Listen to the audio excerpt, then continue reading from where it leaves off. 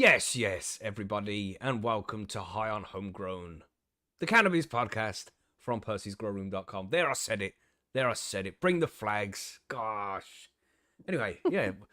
Thanks for joining us, everybody. I am Macky from the UK, and joining us this week, we have Margaret. Hello, everyone. This is Margaret, host of the non-controversial Bite Me the Show about edibles, coming at you from Central Ontario. Shots fired. Don't know myself. Boom! We also have Billy Bonds. He's back.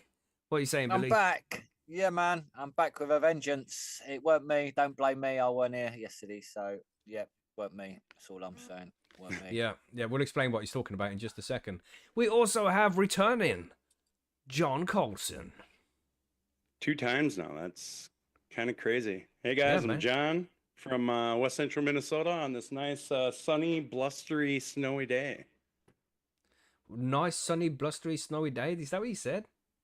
Yeah, Minnesota, like- man. Yeah, the words don't seem to fit together. Fuck. That's weird. Yeah, They the do. Canadian, I understand.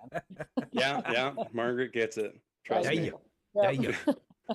But yeah, thanks for joining us, everybody. We're here on Sunday, and just in case you don't know, yesterday we had a live stream, a conspiracy live stream, and we got a flag, man. We got an actual flag on the channel for it. The conspiracy stream has been taken down. It is not viewable. It's been removed from YouTube, and the stream got shut down halfway through it as well. So yeah, it was an eventful one. But for those who joined us live, I hope you enjoyed the show. Well, here we are.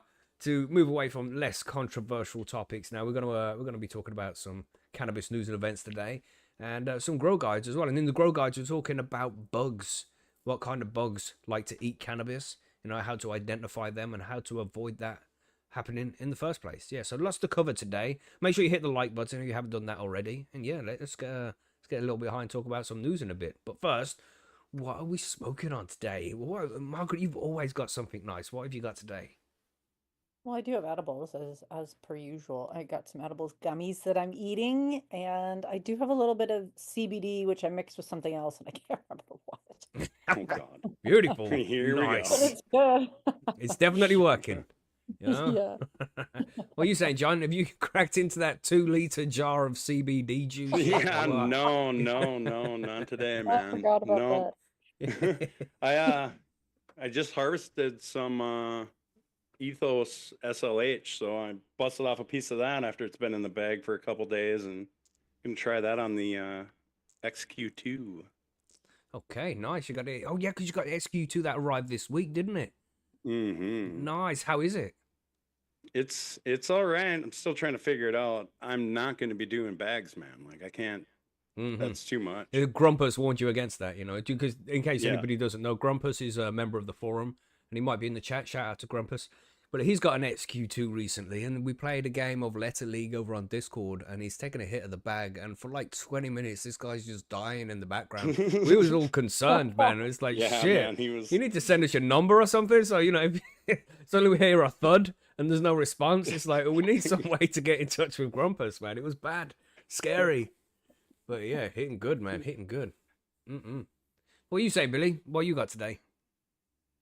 Yeah, man. I got some G13 and shishka berry Ooh. from Barney's.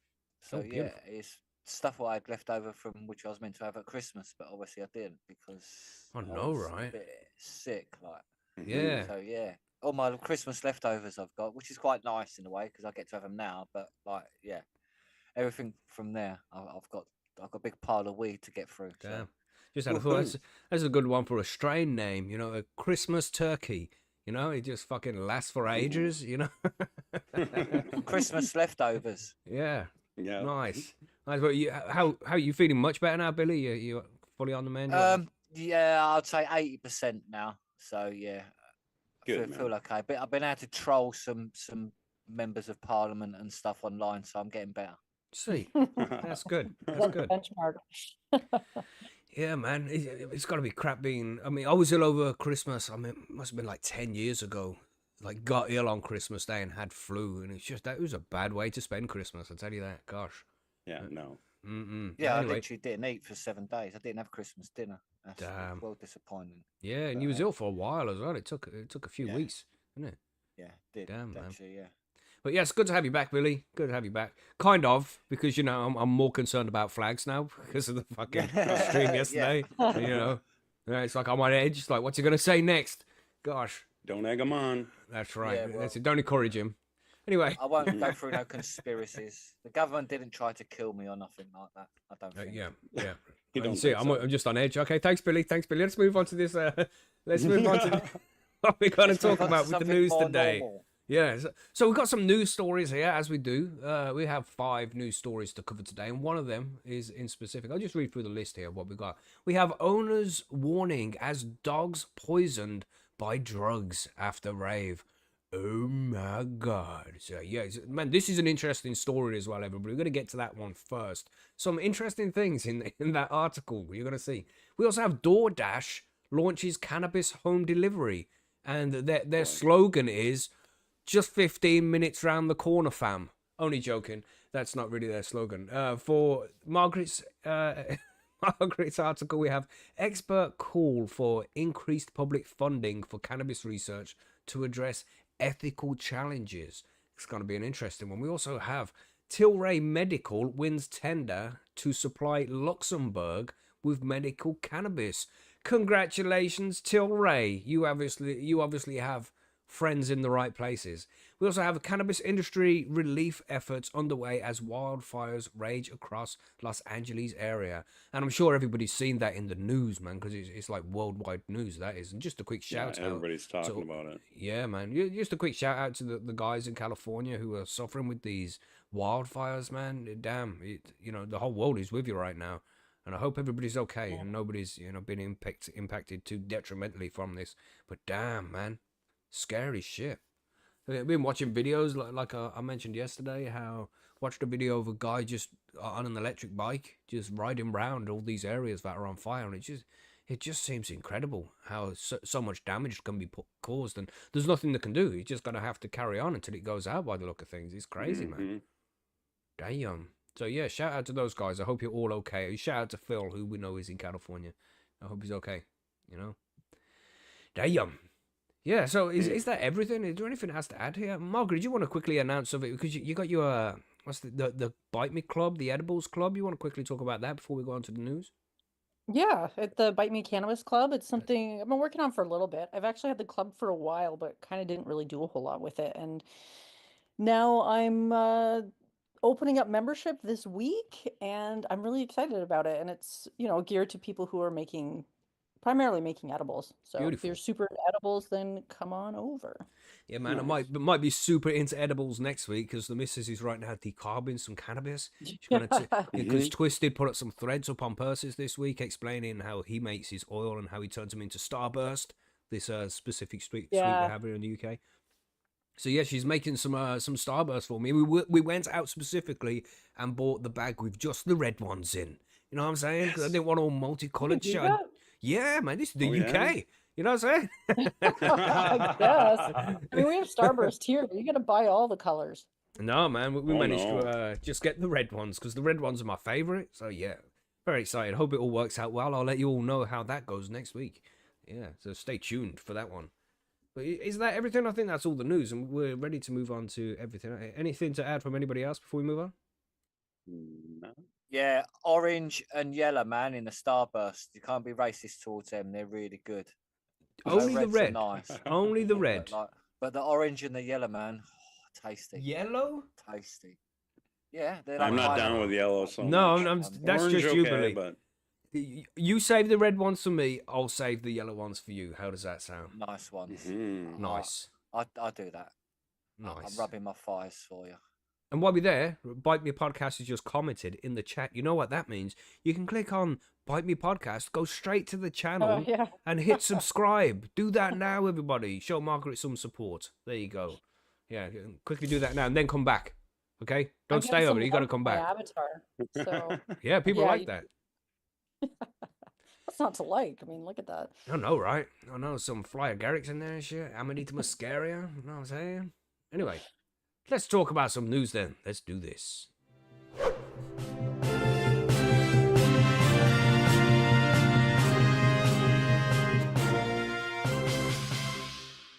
Grab the salt, everybody. This is from the BBC. Right, so there's a few things in this news article that I found very interesting. Apart from the title is also interesting because I like dogs. But dogs suffer cannabis poisoning after illegal rave, and this cannabis poisoning is a term that's just popped up lately. We heard it in one of last week's article about cannabis poisoning and all this shit. I haven't heard that term before then, but what does it even mean? We don't know. No, I think it was Turpo put in the chat was cannabis poisoning, but did you die? Anyway. Yeah.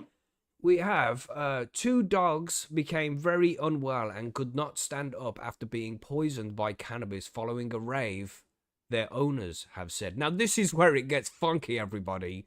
Brace yourselves. The first paragraph. Yeah.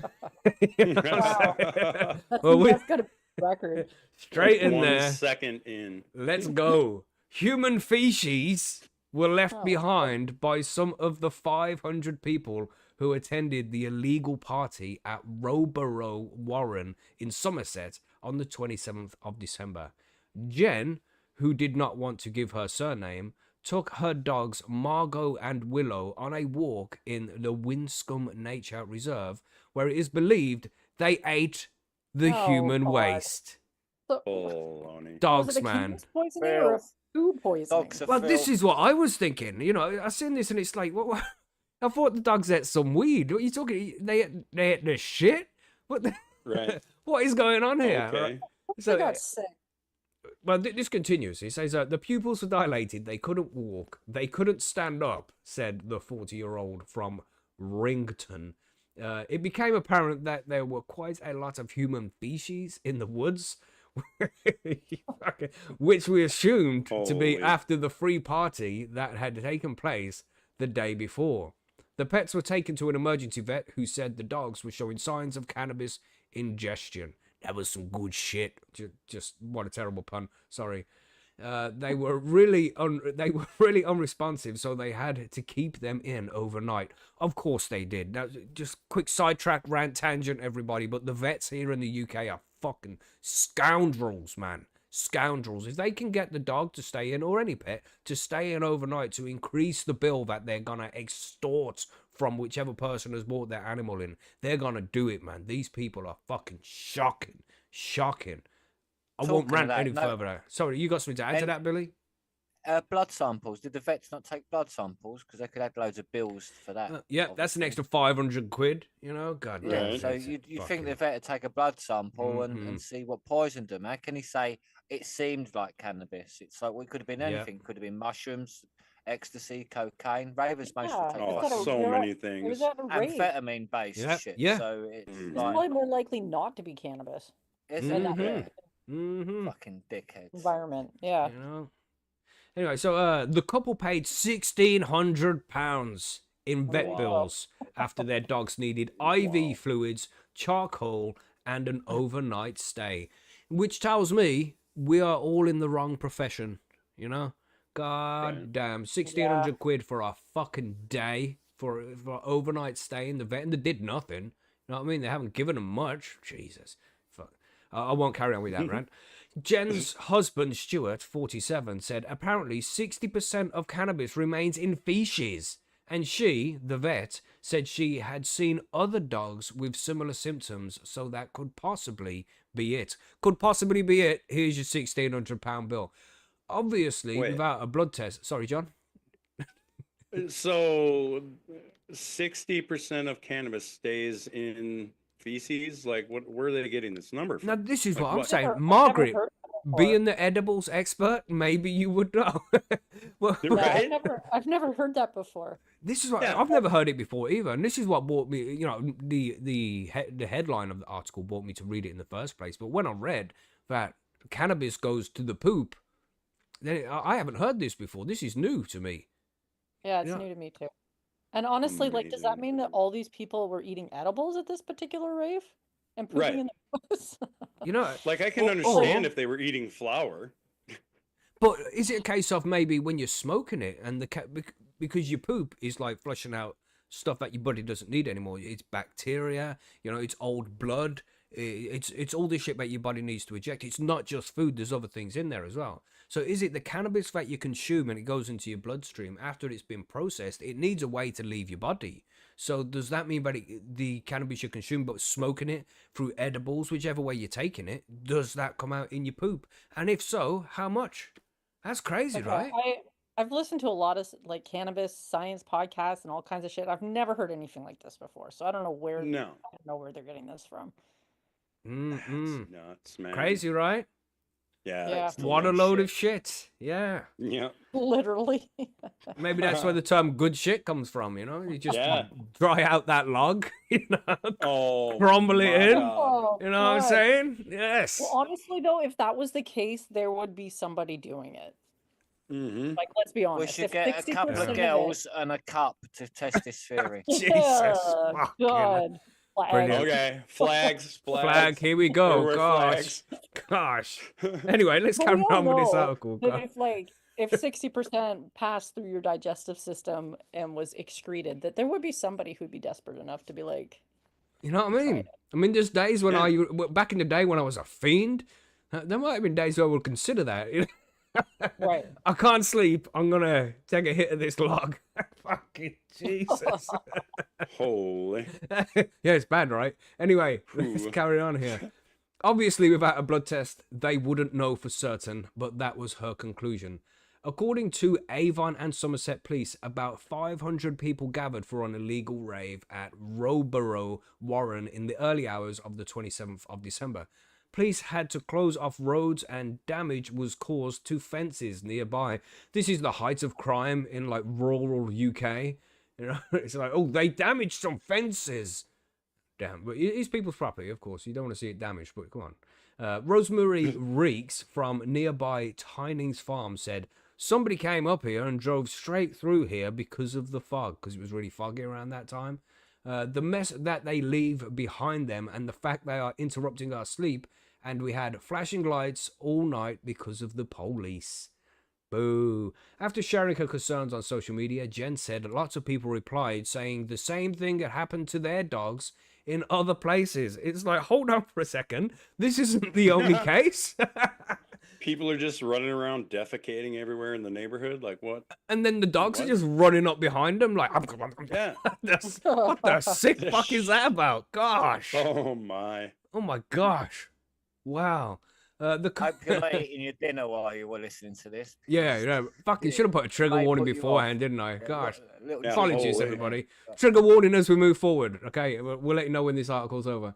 The couple hope their story will make those who go to illegal raves think twice about how they treat the environment around them. You know, and this Absolutely. sentence should have ended. Hopefully, they'll think twice and carry their shit with them. Just drop it in a little Yeah, leave doggy no bag. trace, neighbors. Come on. Exactly. Yes, indeed. Come on, be responsible. Gosh. It is pretty gross.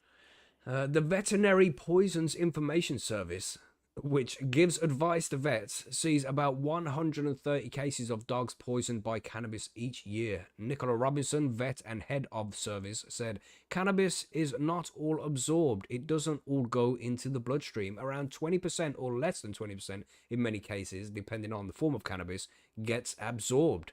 Crazy, right? It's like bioavailability. Therefore, a lot of it gets passed on into the feces completely unchanged.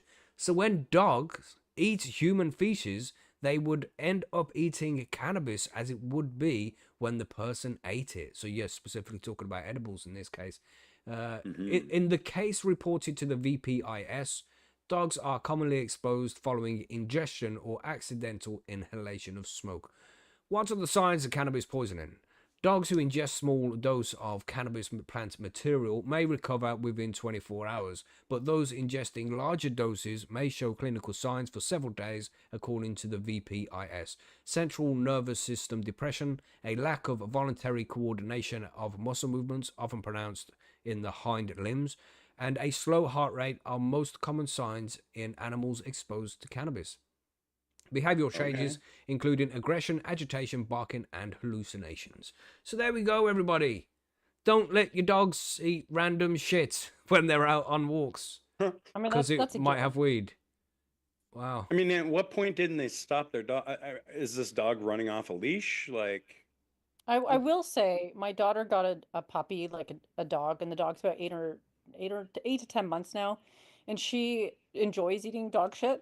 Yeah. Dogs are Mhm. crazy. He Yeah. can be fucking quick, like so quick, and you're Mhm, like, mhm. oh, and the Yeah. next thing you know, you're trying to pull a log out of her mouth. It's so gross. I mean, for us people, it's weird, but for dogs and other animals, there's still nutrition in that poop. Rabbits Oh, would eat their wrong. poop twice. Like Stop rabbits it, will rabbit. poop Go and then on. eat it again because there's still nutrition in it that hasn't been used up. So at night time, if you have a pet rabbit, everybody, put a camera in the little hutch there, you'll watch that rabbit eat shit at night times. That's Yeah, what. but rabbits eat only like grass and Yeah, stuff. So yeah, they're eating vegetable stuff. like grass pellets or something. It's Yeah, a yeah. very different story than a dog or human feces, of course. Dogs are but- disgusting, man. My dog yesterday took my dog Yeah. for a walk, Yes, and they this are. motherfucker, he ran along and he picked something up. I was like, what's he fucking picked up? And the missus was like, oh, it's a stick. And we have a closer look. It doesn't look like a stick, but it's like a clump of grass or something. Brace yourselves, Oh, everybody. yeah. You might want to skip forward 15 seconds if you're squeamish. But no, this was a fucking dead rat. This motherfucker got a dead Oh. rat in his Oh, yeah. mouth. And he's like, oh man, look what I fucking found. Buzzing, yeah. Yeah, you dirty bastard. Obviously, I took it off him and threw it away. But goddamn. He was still looking for it. I threw it away. He's like, oh, where'd you put that? You know?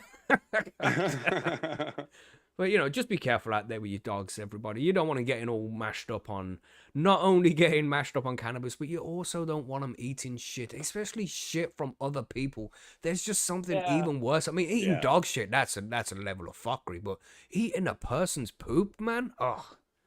Ugh. The other thing, like obviously THC is not good for your dogs.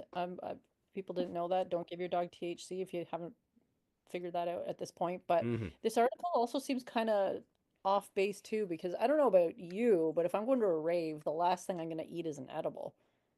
Yeah. Mhm. Because it's going to make me want to like go sit in a corner and be like, I don't know, not get up and dance. So I think there's a Yeah. lot of other drugs that make you want to crap as well. So I don't know. Ooh. It's just- So, interesting story. Let us know what you think about this. Tell us stories in the comments, everybody, about how your dogs have eaten shit somewhere, because they've all done it, or they've all found some fox poop and we're like, ooh, that smells like Jean Paul Yeah. Gaultier, and just take a fucking roll in it. You know what I'm saying? The dirty bastard. And Oh, then I they hate that. strut around like, look at me. Oh, yeah. You know, they're sick animals, but we love them. We do love dogs. Mhm. Yeah, interesting story. Let us know what you think about it, about all of that in the comments and shit. And don't let your dogs eat poop. Gosh. Anyway, next one. What do we have next? We talk about Tilray. Billy, that's you talking about Tilray, ain't it? Want to get on those? Yeah, man, that's me. Yeah, bloody story from StratCann. So Tilray Medical, this is a division of Tilray Brands Incorporated, because obviously they like to have different companies, all these companies, for tax reasons and shit. And to So, spread reputation. So if one company yeah. gets a real bad reputation, it's still got the other ones, you know? But they're all the same fucking snake. Sorry. Okay, so announced on January the 6th that this is a German subsidiary. So Tilray Deutschland GmbH has secured a tender to supply Luxembourg, like as in the country, with its cannabis flower. So yep, Luxembourg have signed a contract with Tilray Medical to take all their cannabis flower off them. You know that flower stuff of cannabis which causes mental illnesses in people. That's right. Psychosis. Unless it's medical, obviously, because it seems so here that Luxembourg don't mind that bit. We are honoured to have been selected again to supply medical cannabis to Luxembourg, said Denise Falitis-Check. Beautiful. Check. Beautiful. Perfect. Check. Wonderful. Perfect. CSO at TA of Tilray, anyway, the head of international and Tilray brands. So, in a company press release, this is a testament to the unwavering dedication of our team in providing patients around the world with high quality medical cannabis products. So, Luxembourg's Ministry of Health and Social Security have also authorized qualified health professionals to prescribe medical cannabis as a treatment option since February 2019. That's been so. On a post on its website, the agency says that as of January the 1st, 2025, so it's already passed, THC-rich flowering tops will no longer be available, but patients will still have access to CBD-rich cannabis flower and balanced THC and CBD flower right. along with cannabis oil. Yep. Oh, that's interesting, isn't it? So what they're saying Okay. there is they're not going to be able to give just like 25% THC flower. It has to be at least 1-to-1 or fully CBD. Is that what they mean by that? It seems so, yeah. That you know, more Wow. balanced flower. So That's maybe interesting. like 15% THC, 5% CBD. They may allow that sort of type ratio, maybe.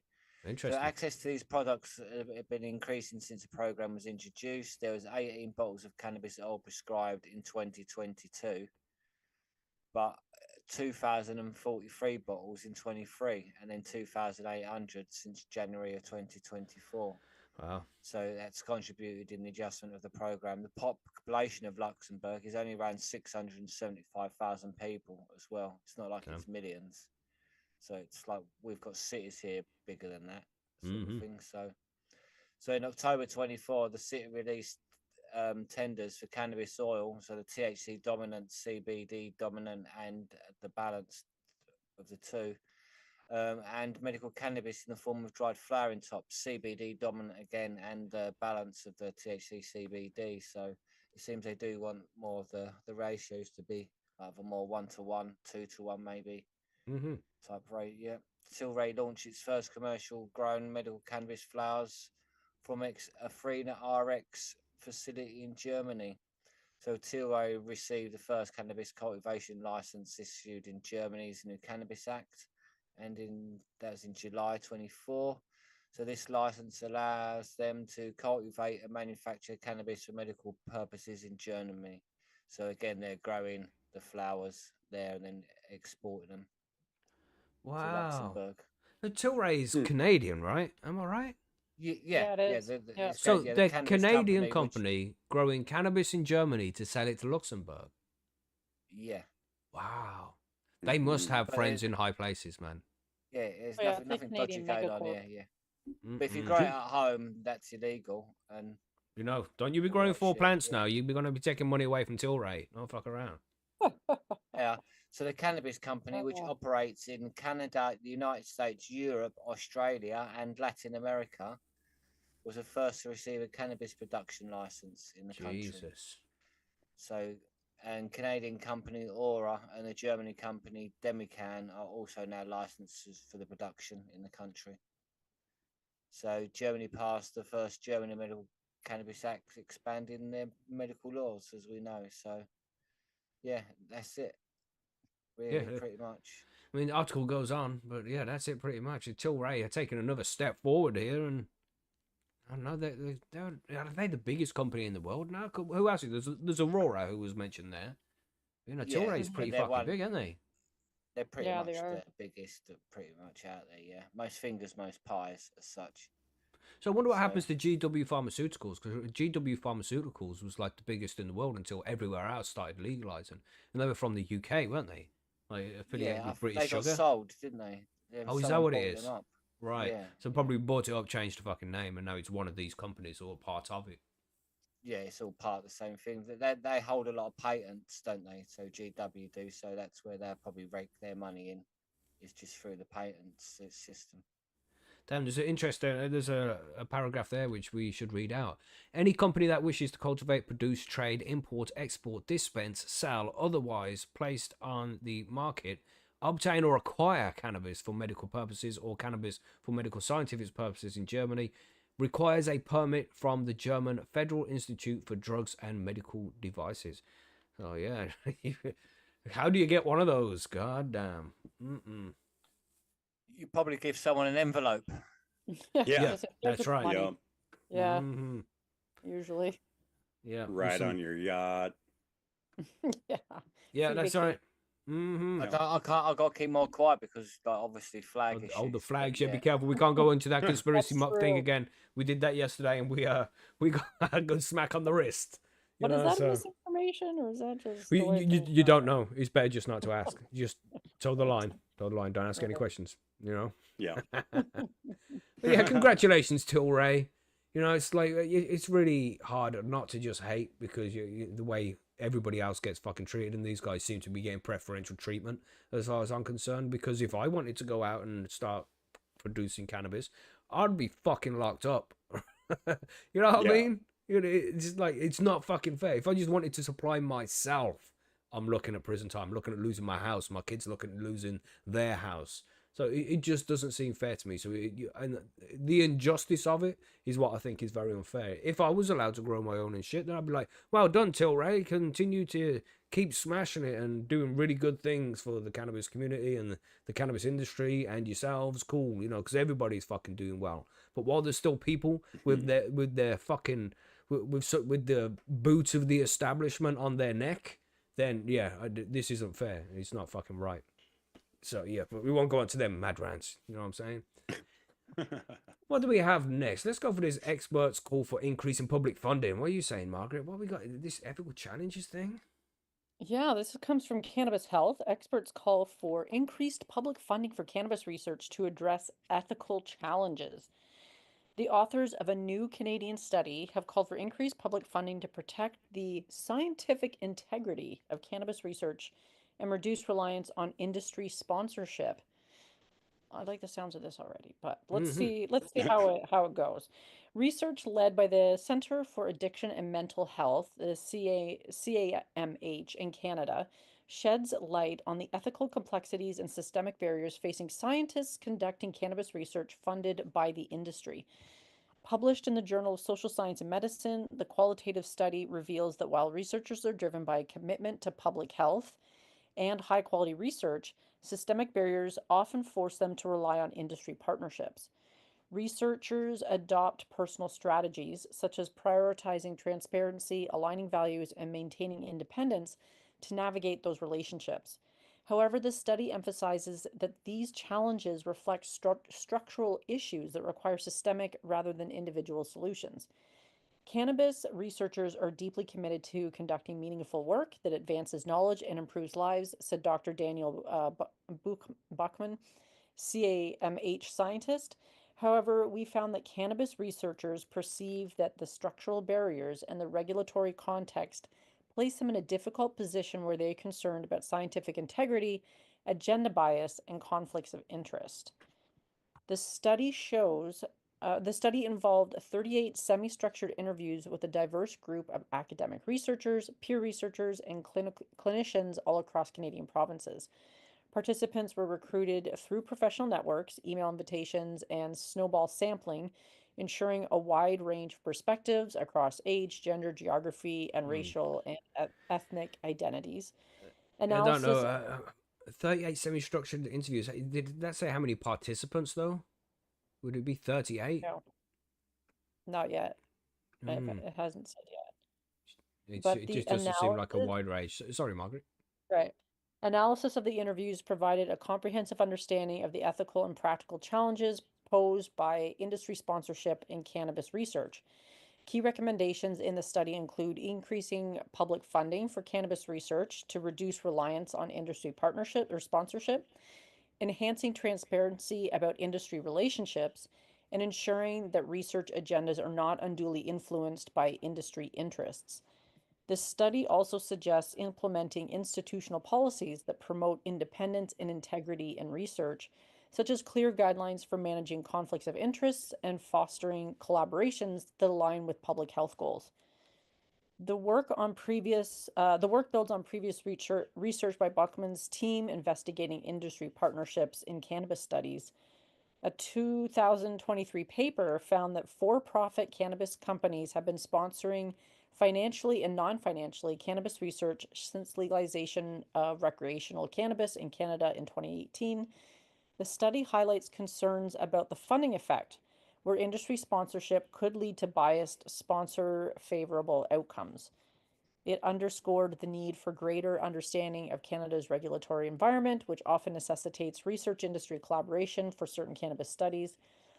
Dr. Clara Vishnevsky, director of the CAMH Technology Transfer and Industry Partnerships Office, who is not involved in this study, explained, as the cannabis research landscape evolves, this study underscores the importance of fostering transparent and ethical industry collaborations. By addressing potential biases in industry-sponsored research, we can build responsible partnerships that uphold high-quality, impactful research while maintaining academic integrity and public trust. The CAMH has conducted 60 cannabis-related studies over the past several years in a variety of areas, including impact on impairing drivers and the association between cannabis and psychosis. And Dr. Sophie Soclaridis, I can't say it. It's a tough one, isn't it? It's like, I wonder if she's gonna nail this one. Let's go. Soclaridis, Nice. Scientific Director and Research Chair of Recovery and Equity-Focused Mental Health Education and Research at CAMH, and paper co-author added, over 1/3 of Canadian adults use cannabis, though stigma likely means the true number is higher.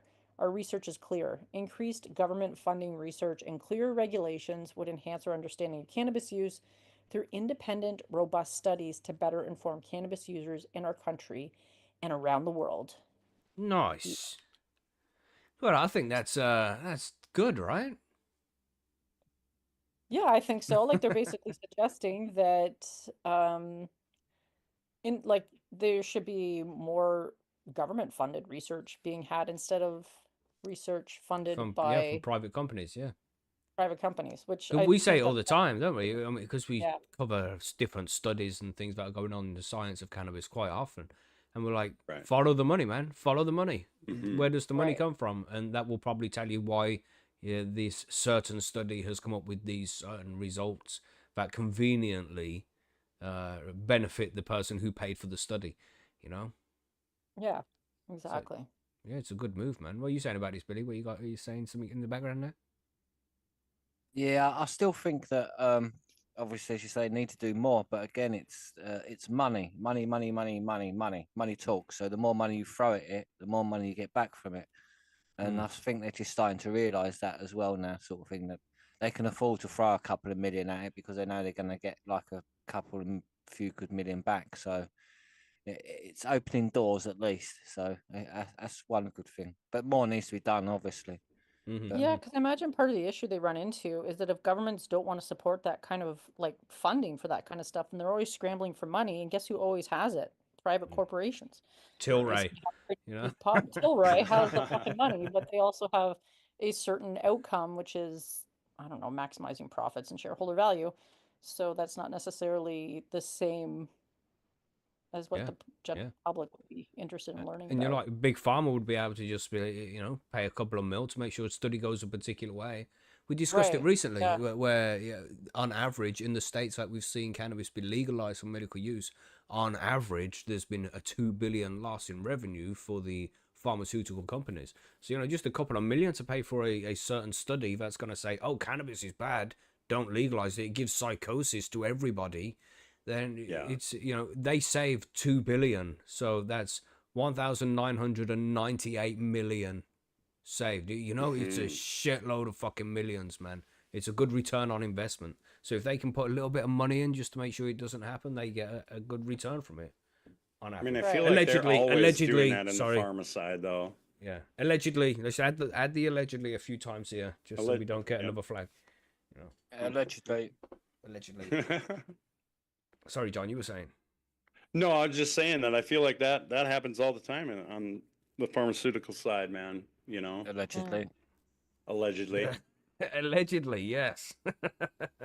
They are all caring about us, and they want to see us have the best health Right. ever. So That's I right. like Allegedly. this because they're trying to say, well, the public's going to like it if somebody else is doing it that none of those companies are involved with, so they're going to have more trust in the results. Yeah, man.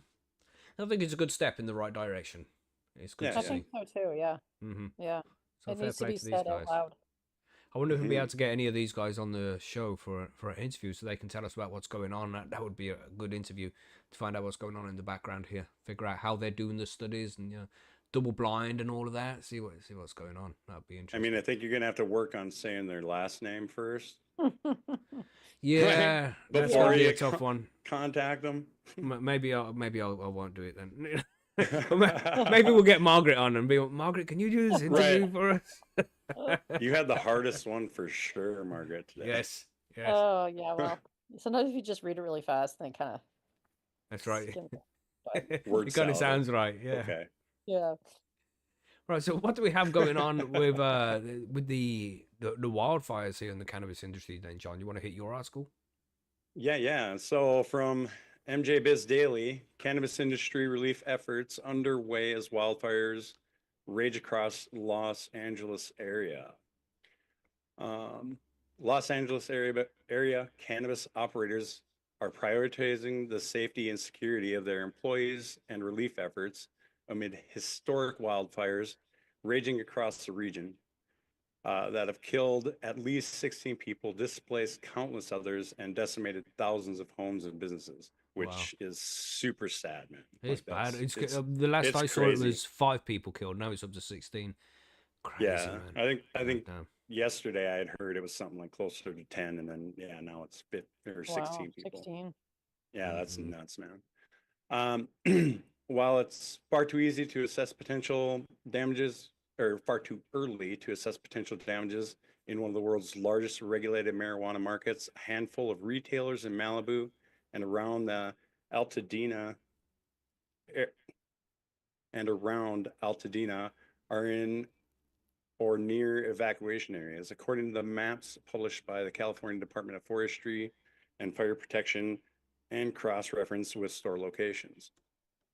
A Rise outlet in Pasadena, operated by Green Thumb Industries, is among the closures, according to an automated message at the business. The Chicago-based multi-state operator did not immediately respond to an MJ Biz Daily request for comment. Nearly all the city's marijuana retailers are located away from affluent coastal areas, largely because of local opt-outs, a commonality that ultimately shielded them from the path of some of the fires. I'm guessing this means they're further away from the coast. Yeah, it seems as if like the affluent communities have had a choice. Like, do you mind if we put a dispenser here? And they're like, "Fuck no, not in my backyard." Right, You know, the NIMBYs. right. So, Yeah. so then they're like they've gone somewhere else, and as a Right. result, they haven't been as impacted by these fires. Maybe I think that's what they said. Yeah, I think that's what that means. According to the California Department of Cannabis Control, DCC, the state's chief regulator, only 2 cannabis retail licensees are in Malibu, and none are in the coastal neighborhood of Pacific Palisades. Altanita, another hotspot of wildfire activity and evacuations, located in unincorporated Los Angeles County in the San Gabriel Valley, also had no licensed retailers, the agency told MJ Biz Daily. Other local marijuana businesses, including retail chain operator Catalyst, Cannabis Co., and Mammoth Distribution, had accounted for all employees and reported no damages or closures.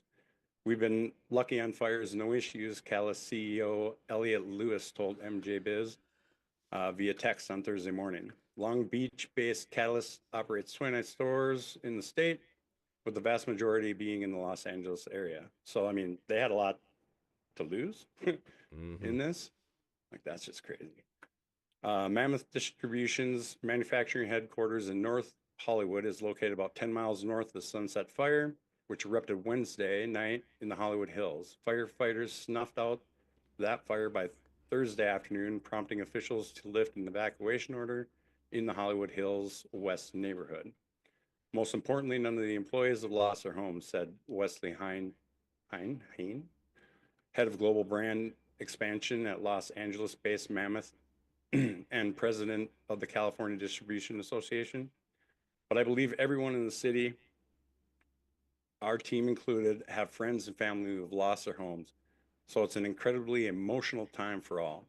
Mammoth's Heavy Hitters brand is one of the top selling vape products. I don't care about that. It's staggering. We're in day 3 of this, and there's zero containment in a populated area, said Hein, who was in Encino, a few miles from an evacuation zone. We're going to think of ways we can help the greatest number of people. From the South Bay, sunset watchers on Wednesday could see giant plumes of smoke billowing across the Pacific Ocean from the hard-hit areas of the Pacific Palisades neighborhood of Los Angeles and neighboring Malibu. Nearly 180,000 residents are under mandatory evacuation orders across the region, and the number continues to rise. The death toll also climbed to 10, and law enforcement warned of more expected fatalities, several media outlets reported. In a 9-hour span on Thursday, the number of damaged and or destroyed structures jumped from over 2,000 to more than 9,000, the Los Angeles Times reported. Raging winds, which topped 65 miles an hour on Tuesday night in some places, causing widespread flare-ups miles away, were expected to diminish by Thursday afternoon in some areas before picking up again this weekend, according to the National Weather Service. The Weather Service has extended red flag warnings in hard-hit areas and in Malibu, Pacific Palisades, and much further east to Altadena. God, I can't say that word. Two largest outbreaks had little containment as of Thursday evening. The Palisades fire, which has engulfed nearly 20,000 acres, was 6% contained. As of press time, the Eaton fire above Altadena and neighboring Pasadena, which has scorched 13,690 acres, Damn. had 0 containment. Like, that's a lot Oh no, right? of land, man. And what the fuck is going on here? We see these things going on in California. We've seen it before, especially during summer times. I mean, a few years ago, there was a real bad one, and people were concerned about their crops because there was ash falling over all the cannabis plants and stuff. But this is winter time. Why is this happening in California in the wintertime? Does California get a wintertime? Is it one of those No. places? It's always sunny in Well, this is- Philadelphia kind of shit? Yeah, always this is nice, this isn't is the south part of California. Right. So it's like nice all the time, pretty much. It's not like they have there's nothing like snow. Canada or Minnesota. No, nothing close, man. Yeah. But it's like and they're California- right on the coast. California doesn't go as far south as Texas does, for example, and Texas gets cold weather, doesn't it? Well, define cold, I guess. I don't know. Yeah, Hmm. I think a lot of it has to do with the coast, man. Yeah. The Gulf Stream and all that. You know, yeah, it's kind of crazy. Los Angeles Department of Cannabis Regulation (DCR) is monitoring the situation and weighing assistance options, according to the agency spokesman Jen Mariquin. We are working with different partners to see what the assistance will be possible for those affected, she told MJ Biz. I encourage those cannabis entrepreneurs who have been impacted by the fires to reach out to DCR. The Gelato brand is delivering its newly released water products throughout Los Angeles and other affected areas to first responders and evacuees. That's awesome.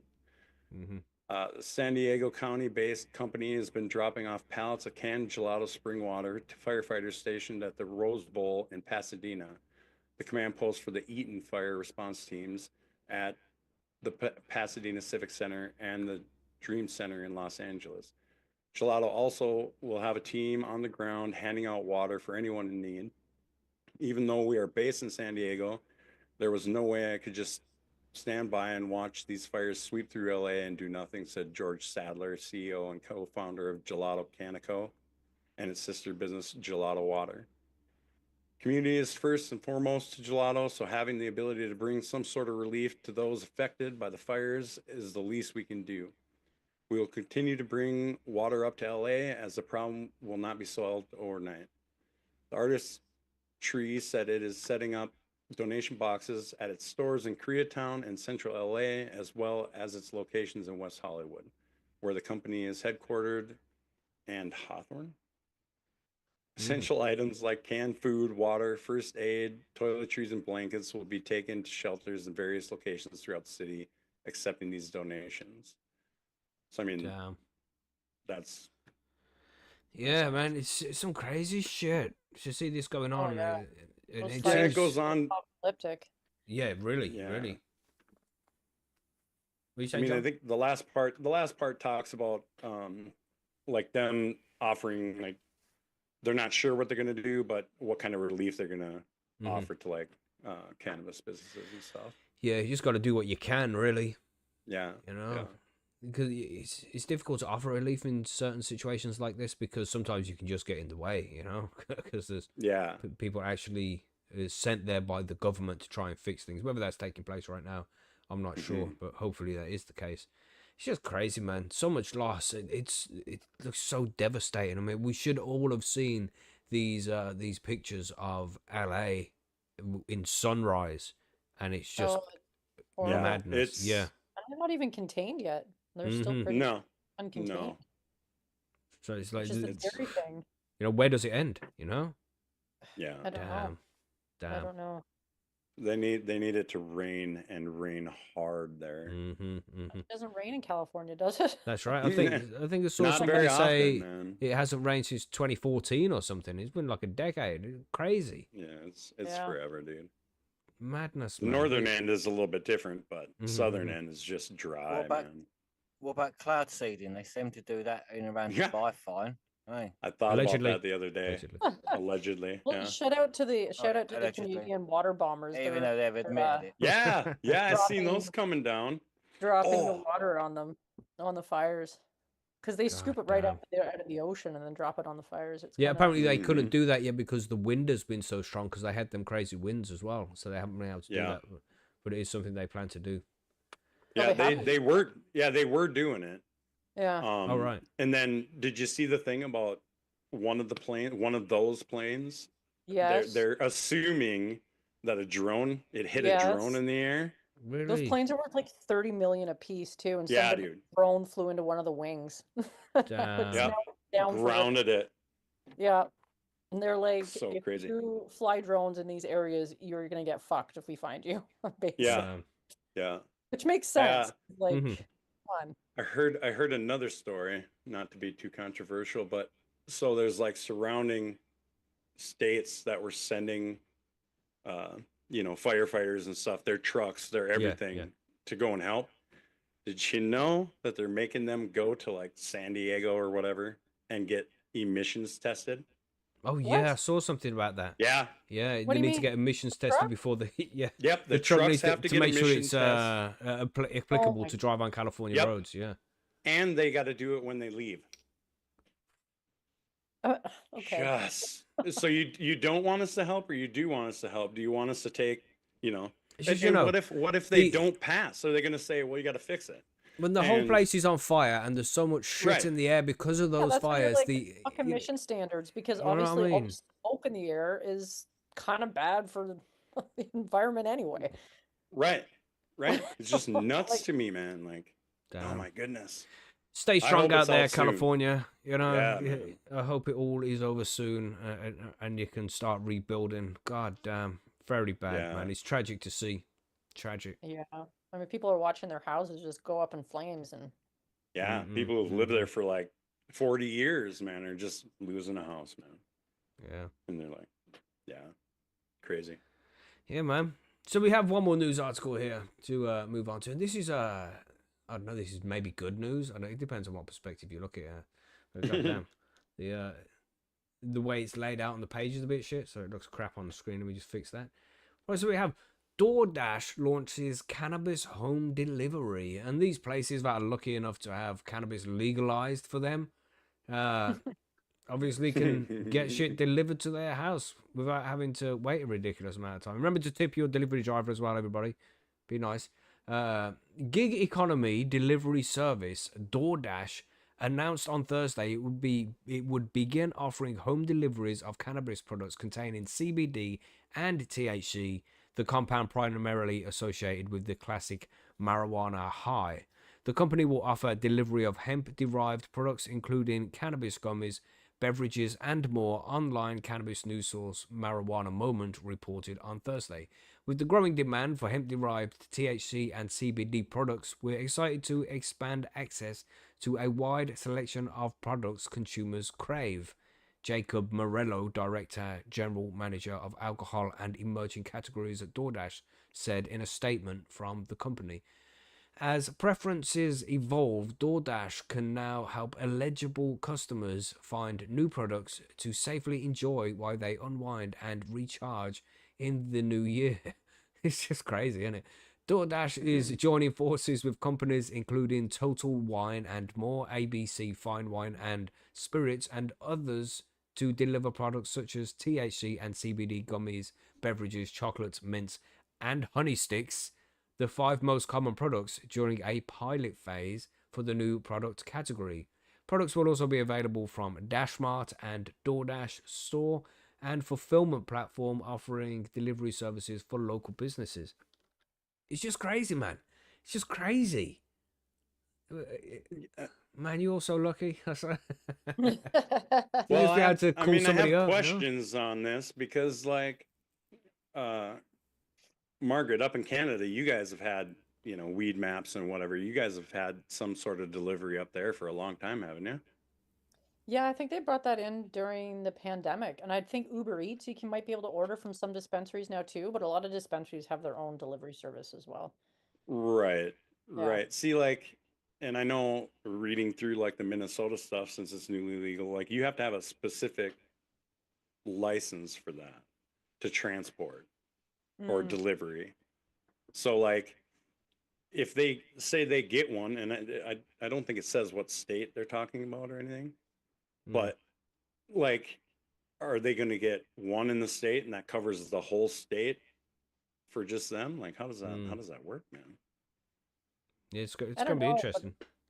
sometimes you pay a lot to have that stuff Mhm. delivered as well. Like as a consumer, if you're the one on the opposite end, and then DoorDash will often charge a lot of fees to the businesses as well. Right. So it's an Right. expensive way to buy weed, I think, at the end of the day. Yeah, yeah, and it is expensive to have anything delivered because we have similar things in the UK, just not delivering cannabis, of course. You know, you can just Mhm. tell them to go and pick something up from the local supermarket or something for you, and it is expensive. Yeah. It's better to Yeah, go do it it is. yourself if you can be bothered. You know, that's the Yeah. thing. Yeah, so this carries on here. This expansion comes as growing numbers of people seek products to enjoy while they relax and decompress, the company noted. According to the Harris Poll survey of US adults aged 21 to 65, nearly 75% of those looking to de-stress in 2025 are considering incorporating THC or CBD products into their routine, with 75% also considering participating in dry January this year, because that's the thing people do, you know. Go California Okay. sober, you know. DoorDash app has new tab for cannabis products. Damn, so they just adding a whole fucking tab and shit to the app. Jesus. Customers in states where delivery of hemp-derived cannabis products is available will now see a CBD/THC tab at the top of their DoorDash app. The company notes that, like alcohol sales, it has established multiple safeguards to ensure customers ordering CBD and THC products are of legal age, including electronic identification verification. To comply with federal laws, hemp products contained less than 0.3 delta 9 THC on a dry weight basis. To help consumers find exactly what they're looking for, we've created an easily shoppable page with hemp-derived products, non-alcoholic beverages, and more so they can enjoy social sips and celebrations to give their routine a much-needed refresh, the company said. DoorDash is celebrating its launch of its cannabis delivery services through a partnership with THC drink manufacturer Cann, as CANN.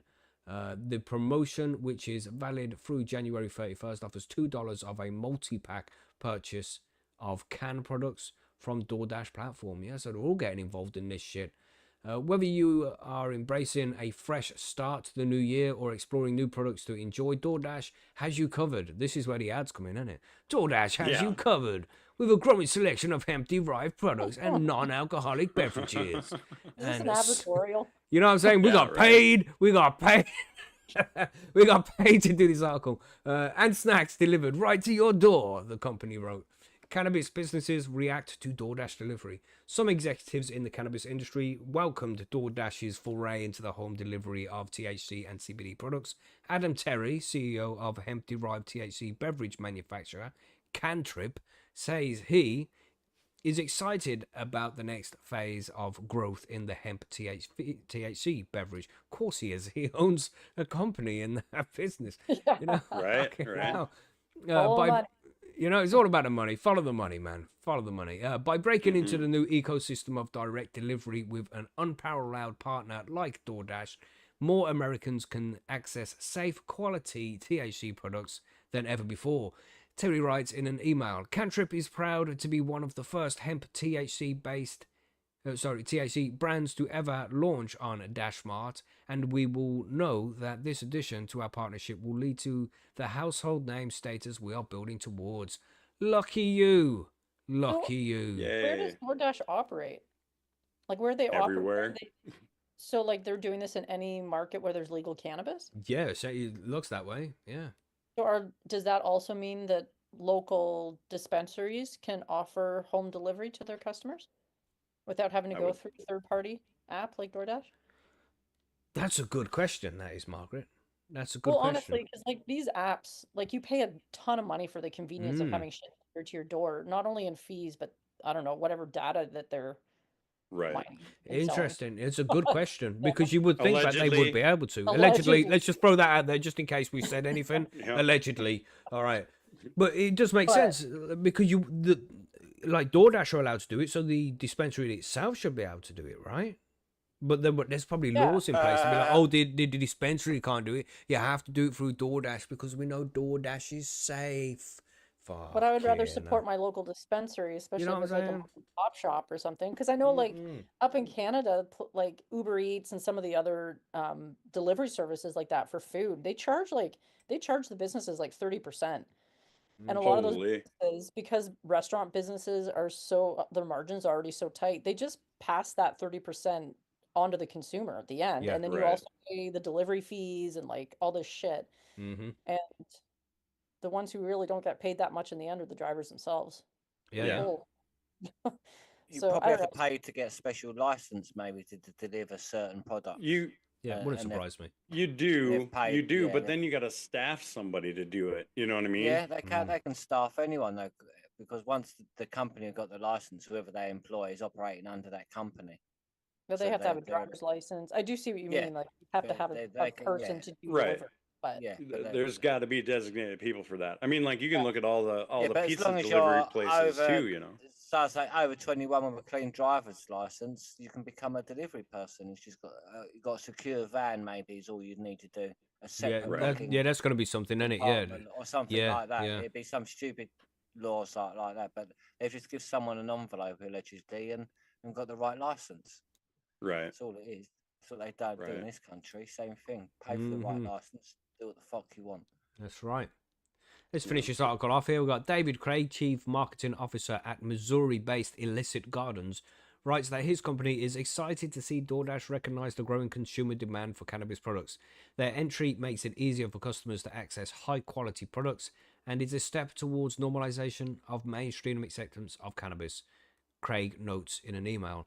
This is an exciting time for cannabis industry, and we hope regulators are taking note to make it easier for businesses to thrive in this space. Others, however, do not see DoorDash's launch of home delivery cannabis products as an entirely positive development for the regulated cannabis industry. Mike Camaro, Chief Operating Officer of Oklahoma's licensed cannabis brand Mango Cannabis, notes that hemp-derived THC and CBD products don't operate under the same rigorous insight as state-regulated cannabis businesses, and that's a serious issue. Sounds like you just a whinger. At Mango Cannabis, we've built our reputation on compliance, accountability, and ensuring our customers have access to safe, tested, and transparent products, he writes in an email.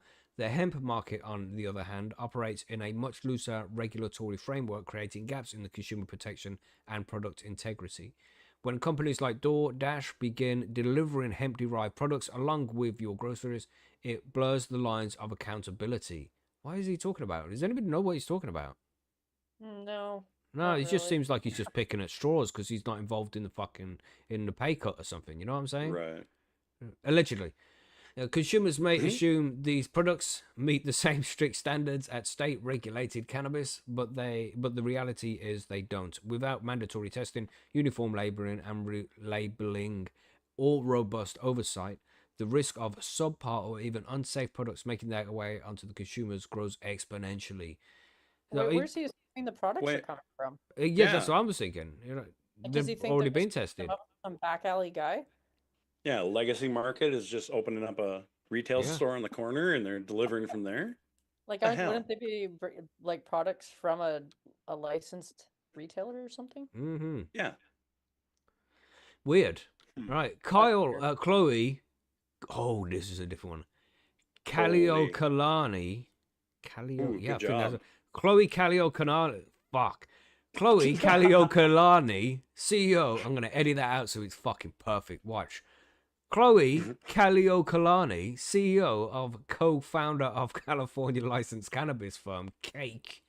She hits different, says that expanded access to customers for products in the hemp category is something to celebrate. Indeed, it is. However, it is important to understand the issues we continue to face in the regulated cannabis industry with unrealistic barriers to reach customers directly, she writes. We need to see the opportunities expand beyond hemp products, as cannabis and hemp are ultimately the same plant regardless of the legislated perception. DoorDash delve into cannabis products home delivery comes into a time when several states, including Illinois, are considering new regulations on intoxicating hemp products. A ban on such products was recently put on hold by court action in New Jersey, while in California, new emergency regulations on consumable hemp products went into effect in September. So yeah, there's still loads of crazy shit going on in the background, but I do think this is just a good step forward where people can get access to cannabis if they want it. You know, if you can order alcohol and have it delivered to your house, why not cannabis too? You know, simple as As much that. as I don't like things like DoorDash, it does bring some legitimacy to it. And like, yeah, like you said, you can order alcohol. Why not be able to order weed? Yeah. And, you know, reduces stigma too. And that's Right, I one of was the gonna biggest say things that we same thing, need you to know? do, you know? But I bet the guy's always 15 minutes around the corner, just saying, you know? You're going to see the delivery times drop, you know? The average delivery time is 15 minutes. Gosh. But yeah, fair play. And, you know, good on all those people who do live in legal places and that can just, you know, just text the fucking place and have it bring you weed to your house, man. That's so And fucking snacks. cool. Yeah, and snacks. All, you know, all your shit, just, there you go. I'll give the guy a tenner. There we go. Bring my shit to me. Pow. Done. Don't have to go out in these -degrees Celsius temperatures. You know what I'm saying? Now you know who won't take all your money and all your data is your home grower. So if That's you're growing right. your own, making your own edibles, you don't have to go anywhere. You don't have to worry Mhm. about your data. You don't have to spend all that money. Very good point. Just saying. That's right. So yeah, grow your own, everybody. You don't need DoorDash if you grow your own, you know? Right. But if you don't grow your own and you just need a nice way to get cannabis easily and you live in a legal place, of course, this seems like a good option. So it's a good step forward, I think. I don't know about people who've got some concerns. Well, just I don't know what's the saying? Cheer up, buttercup, or something like that. I don't know. Just deal with it. This is progression. This is progression. Give it time. Indeed. Right, so with some forum news, what forum news do we have? We have I don't know, the plant of the month, which is still going to be open before the next episode. So make sure you get over there and you get involved in the plant of the month competition. Anybody can enter. Make sure you got a nice plant. It doesn't matter the stage of the plant. You just put the plant up with a sign, and you'll get entered into the free prize draw when you can win some beans. So if you want to win some beans, just go over there, take a picture of your plant. It's nice and easy. Nice and easy. So yeah, get involved in that. Other forum news. Of course, we had the conspiracy special. That was shut down, unfortunately. If you wasn't there live, you won't be able to watch it or listen to it because it's gone now. It's a shame. So that's just one of the things. If you can make it live and come and join us for the live streams, then please do so because, you know, that's it can get shut down at any time. But yes. Anything else to add? Is there any more forum news? I don't think there is. There's not. We had Adam Bomb, but that was last week, was it? Adam Bomb and Czech, who's Adam Bomb's missus. They won the Ariza Solo 3. Yes. That's right. I was Very gonna say nice. that. Yeah, very nice. We have to do a coin flip in the break. Yes, Turpo. I've got that. But yeah, that's just about everything. Yeah, just, you know, go download episodes and stuff. I'm trying to be on the social media more. I say this every few months. You know, yeah, I'm going to try hard on the social media, but I really just don't like social media very much. Ugh. So sharing on Instagram and Facebook and shit like that, it's just not me, man. It's just not me. I try, but it's a real fucking chore. It's a real chore. You know, find us over at postysgrowroom.com to keep up with the latest news and events and all that kind of stuff. And, you know, and like I said earlier, the missus right now, she's downstairs. She's decarbing cannabis, making some MCT oil. She's gonna make some sweets, man. I'll let you know how that went next week. So stay tuned for that. Make sure you join us next week. But for now, is there any news to add? Any more? Oh, I don't think so. Oh, we can talk about interviews quickly. The interviews that we have lined up, because I forgot about this last week. On Thursday, which will be the 16th of January, we have the legendary Chad Westport coming to join us to talk about some of the projects he has coming up in the near future. On the 21st of January, we have Matt Zeman coming to join us. The 30th of January, we have Katie Neer coming to join us. And on the 4th of March, which is still a ways away, we have Tom Rates coming up, because there's a piece of forum news which I should have brought up, is we are planning a big grow-off with Seedsman Seeds. We've got all these new seeds landing very soon. And if you are over on Percy'sGrowroom.com and you've managed to run a good diary, then you are going to be eligible into this competition where you're going to grow some seeds from Seedsman. You're going to run a nice diary, weekly updates and all this shit. And there's going to be prizes at the end. There's going to be 3 prizes at the end. And the top prize will be €250 to spend over at seedsmanseeds.com. And then the €100 after that, and then €50 after that for the second and third prize. So this is going to be it's going to be a huge grow off, man. And we want as many people as possible getting involved. It's capped at 20 people. They will send you free seeds. You just have to run the diary and run it properly, and you'll be eligible for the prize draw at the end. It'll go to public vote, so you know the members will vote for which diary they think was the best. And yes, it's going to be nice. It's going to be a good grow, big grow for 2025. So is everybody growing the same seeds, or No, are they no, randomly sending? There's a selection of maybe 12, maybe 15 strains. Okay. Auto and photo period. And I'm just confirming when them seeds are going to be available.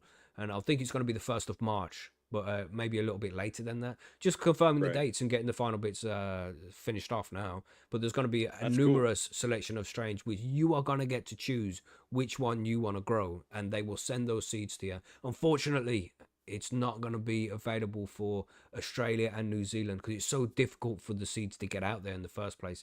But if I'm trying to discuss with them, like if you guys buy the seeds, would you still be elected? Because then it might have a better chance of getting to you if you buy them. You know, it's not just going to be the free seeds trying to make it out there. I don't know. I'm trying to work it out for you guys, but you know, Seedsman have got some restrictions on this. Well, you know, and rightfully so, because it is really difficult to get seeds into Australia for a company. So, you know, we're trying to figure it out for you, but I will try. Sorry, Viking. I know, bro. It's frustrating. I understand. But we're going to do what we can to make sure we can get you guys involved as well, because it would be awesome. But yes, 20 people maximum. So make sure you're over at Percy's. If you've already got a full diary grow bling, you know, a diary in the full grow section, in the full diary section, sorry, and you have the bling, then yeah, if you want to play, you can play. You're in. You know what I'm saying? You already have the privileges. You proved that you can do a good-ass diary. So yes, you are in. And yeah. More information to come throughout this week. Hopefully we get it all finalized, get it all sorted out, and get that competition up and running and get people entered. So get over to Percy'sGrowroom.com. Even if you're a new member, there's more competitions coming that you can take part in as well. This is more for like the experienced members with the diaries, but get over there now, start a diary now, because there will be more grow-offs coming throughout the year. Spoiler alerts. But yeah, I'm not going to do no spoiler alerts. That's right. But there will be more. This will not be the only one. Yes. Well, that's it for the cannabis news and events. Just quickly again, Margaret, do you want to tell people about your Bite Me Club? Yeah, it's the Bite Me Cannabis Club, and right now you can find out more about it by going to joinbiteme.com. Nice. Nice and easy. Sweet. With that, let's take a quick smoke break. Let's go. Okay. Yay, smoke break, smoke break. Let's fucking fire up this mitre here again. Gosh. That was some good news. That dog shit article was fucked, right? Yeah, that was a lot. That was extra. You know, what a shitty news article. I do want to know if all of them, like the other ones that they said happen a year or whatever, are they actually testing? That's my question. What do you mean? Or are they just, if they're like taking blood tests and actually confirming it? Because that dog, they said they didn't, right? You know, it's like maybe the dog just ate shit and then like was ill because it ate shit. You know? Right, exactly. Maybe it didn't even have any weed in it. Fucking hell. Oh my God. Interesting. Let us know what you think, everybody, in the comments and stuff. Do you think that the dogs were just sick because they ate poop, or were they mashed up off shitty weed? I still can't believe it. So what you're telling me, okay, is that if I eat a cookie that's 100 milligrams, I'm only getting 40 milligrams into my system? Yeah, bioavailability is a massive thing, man. If it's not done right, like adding sunflower lecithin to your edibles, you know, when you're using FICO and shit like that, can increase bioavailability by like 80%. because of the way it's passed through the liver and things like that when it's being digested.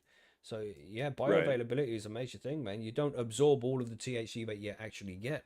Some of it does just pass through. Weird, right? Yeah, but I wouldn't have thought 60% like It's they're a lot. saying. It's a lot. That's crazy. Yeah. That is crazy. I'm just trying to grab a bud here. Get a nice fresh bud for the mighty. Let's go. Mm-hmm. Let's go. Oh, yeah, where did Billy go? Billy, you there? They must have gone to get him. Yeah, I'm He's here. there. He's there. Cool. I'm here. Yeah. Yeah, man. Just smoking and had a little cough, so I've muted myself for a bit. Oh, how professional of you, sir. Yeah, mate. Very nice. Yeah, but what else has been going on this week? You watching anything good on? You all watch Squid Game yet? I've did. started it. Yeah. Yeah. Oh, that watched it. sounded like a disappointed. I've started it, Margaret. It wasn't meant to be. It wasn't meant to be. When I said, Yeah, I started. sorry. Woohoo. Yeah, man, you started season 2, right? Yeah. Cool. Yeah, it's good. I enjoyed it. I'm looking forward to the next season. But there's a good video that I've seen this week, and it's just recent. Because, Mr. Beast. You know Mr. Beast, the biggest YouTuber on the planet. Good guy. I like Mr. Beast. He makes good videos. But this guy this week, he released a video where he's helped 2,000 people walk again, or buying them prosthetics and things like that. Fucking really cool, man. Real good video. Yeah, Mr. Beast, Really? legend. Yeah, buying them the false legs. He went out to Ghana, I think, and he bought a truck for a guy who knows loads of people out there to try and get prosthetics to more people out there who need it too. Real good guy, man. I like Mr. Beast. And there's some controversy behind his channel. I was going to say some people are probably hating on him for Yeah, that yeah. as well. It's like, I just don't get it. I don't get it.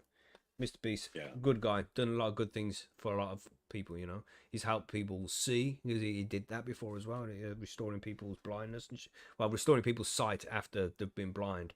You know, he does loads of good things, man.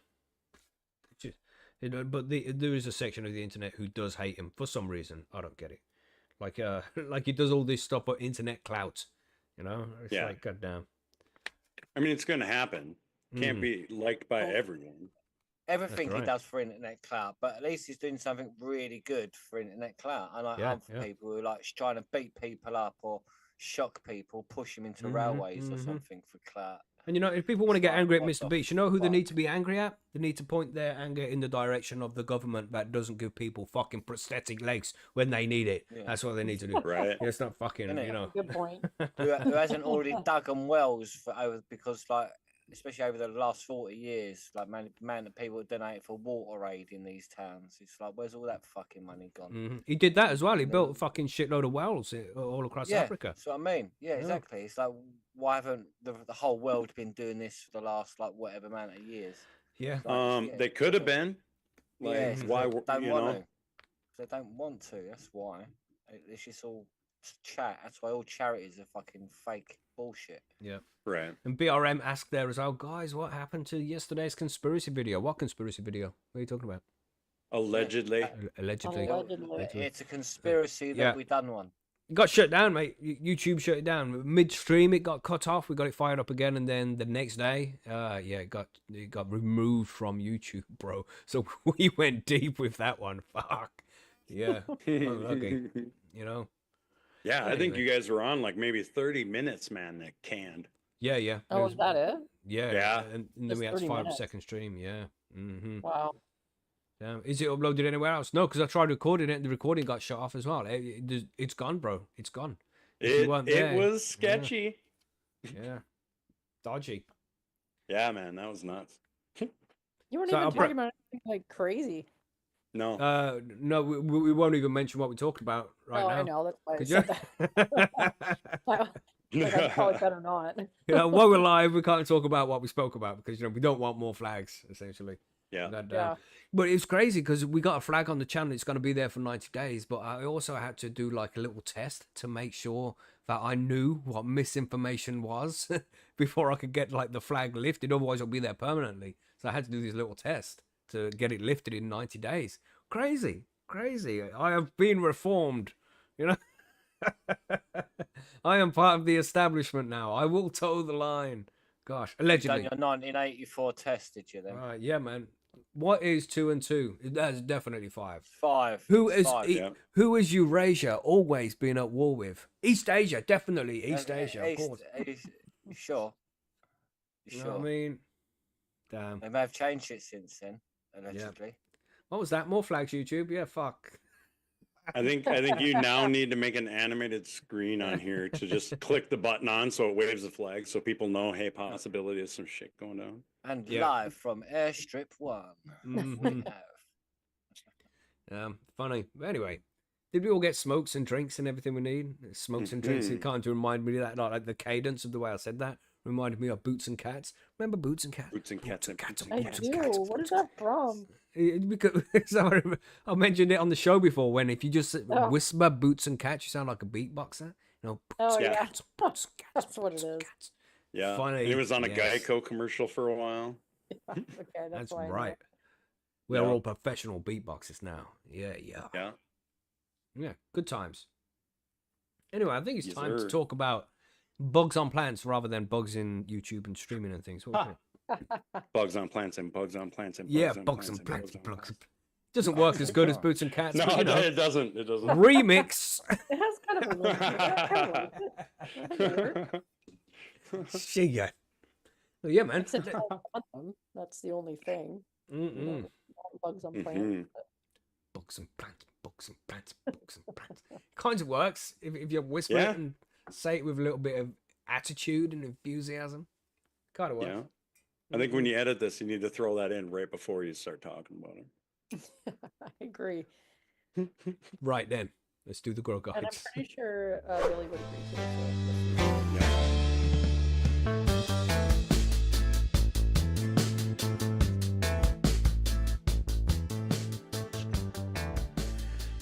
Do you know who loves cannabis? Everybody Everyone. loves cannabis. Yeah. But you know everybody. what else loves cannabis? Bugs. All right. And if they get into your grow room, they are going to live on your plants and they will consume that cannabis and live there rent free without your consent. Mhm. And we cannot allow this, everybody. No. Let me just clear my No. throat there. Jesus, that mighty, missing my throat there. But yes, so you really got to keep an eye out for these things. I mean, I think people can be really scared sometimes and overcautious when it comes to bugs because realistically, with the amount of times I've grown, there's only been a few times I've seen bugs in my grow tent. Maybe I'm lucky. Maybe people have suffered with it a lot more than I have. But when I first began growing, I was terrified of finding bugs. I thought I was going to get spider mites at any time.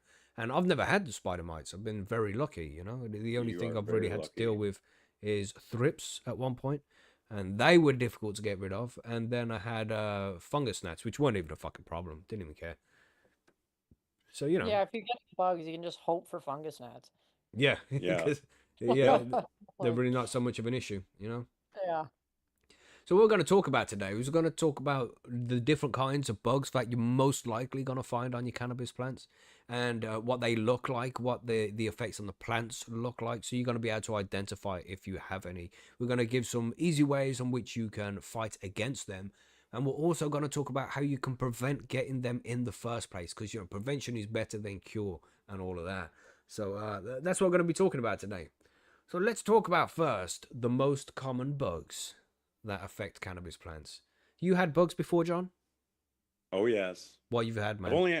I've only had spider mites. Ooh, aphids, only, and only. yeah, and fungus gnats. Well, there's so many, man. You know what I Yeah, mean? yeah. Trifecta. No, but spider So- mites is like the one you don't want to get. You know? They were the bane of my existence this last year. Oh my goodness. All from a clone Oh, Mm. that I got yeah. from somebody. and that's a good talk about prevention. There is, you know, when you do get clones and things from other grow rooms, then you have to Yeah. give them this quarantine period. Don't just put them straight into your fucking. into And your I grow room. did. And you still did that, and did. you still got the mites. Yeah, I let them sit for almost a month before I moved them into my tent and look, I Wow. check them and stuff. And I was like, there's nothing here. I'm good to go.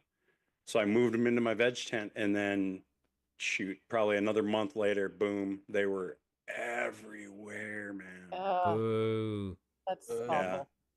Yeah, it was terrible. Especially when you So took the terrible. precaution too. Yeah, yeah. That's the real kicker. Yeah. Sorry you had to go through that, John. Condolences. Mhm. Savage, man. Savage. What about you, Margaret? Because you've done some outdoor growing recently. Did you experience bugs out there then? No, not this year. I've only had bugs once, but I had thrips a Oh, few, a God. few years ago now, 2 or 3 Little, years ago, I little think. fuckers. Little fucking Yeah, and I've had thrips. fungus gnats, but they're Hmm. pretty easy Yeah, to get nobody rid of. cares about those. I have those in my house plants from time to time, so it's Yeah. like, And it's just so easy to get rid of fungus gnats. The reason why yeah, you're going to get fungus, just to jump everything and just go on to what causes this shit just for the fungus gnats, it's just you need to water the plants properly. The fungus gnats like to lay their eggs in the top couple of inches of the soil. And if it's wet all the time, then they love it and the eggs will keep hatching. So if you Yeah. let it dry out for those top couple of inches, then yeah, it gets rid of most of the fungus gnats just by drying out the soil. And it's less likely to find it in cocoa and hydroponic mediums because the fungus gnats like to eat on like the mold spores and fungus that grow on the wood in the soil. And if you got Right. big wood chips in the soil and things like that, then you're likely going to see some fungus gnats come from that. But let it dry out. Really easy to get rid of, so it's not even something to worry about. But when it comes to spider mites and thrips, damn, it's a bit of a fucking challenge. What about you, Yeah, Billy? What kind of aphids are a bugs you? pain too. Yeah, aphids. I've never seen them in my grow room though. That would just be weird, Mhm. But anyway, Billy, what you saying? You had bugs before, Billy. You seem to do quite well with preventing them. Yeah, I've been lucky. Just fungus gnats a couple of times, and that's it. Just because of the soil replacement I get, which is the Mhm. worm shit, basically. Yeah. So yeah, I've had a couple come with them, but yeah, no, just like you say, let the top dry out, we'll bottle mortar for a few weeks, and done, sorted. End of Yeah. fungus gnat problem. Really easy to get rid of them, and these are not the only bugs. We'll quickly list off some here. We've got spider mites, which we've mentioned. Aphids, you all know what aphids look like. They're usually green, can be known as green fly as well, but they can also be black and red. They come as different colors depending on what they are.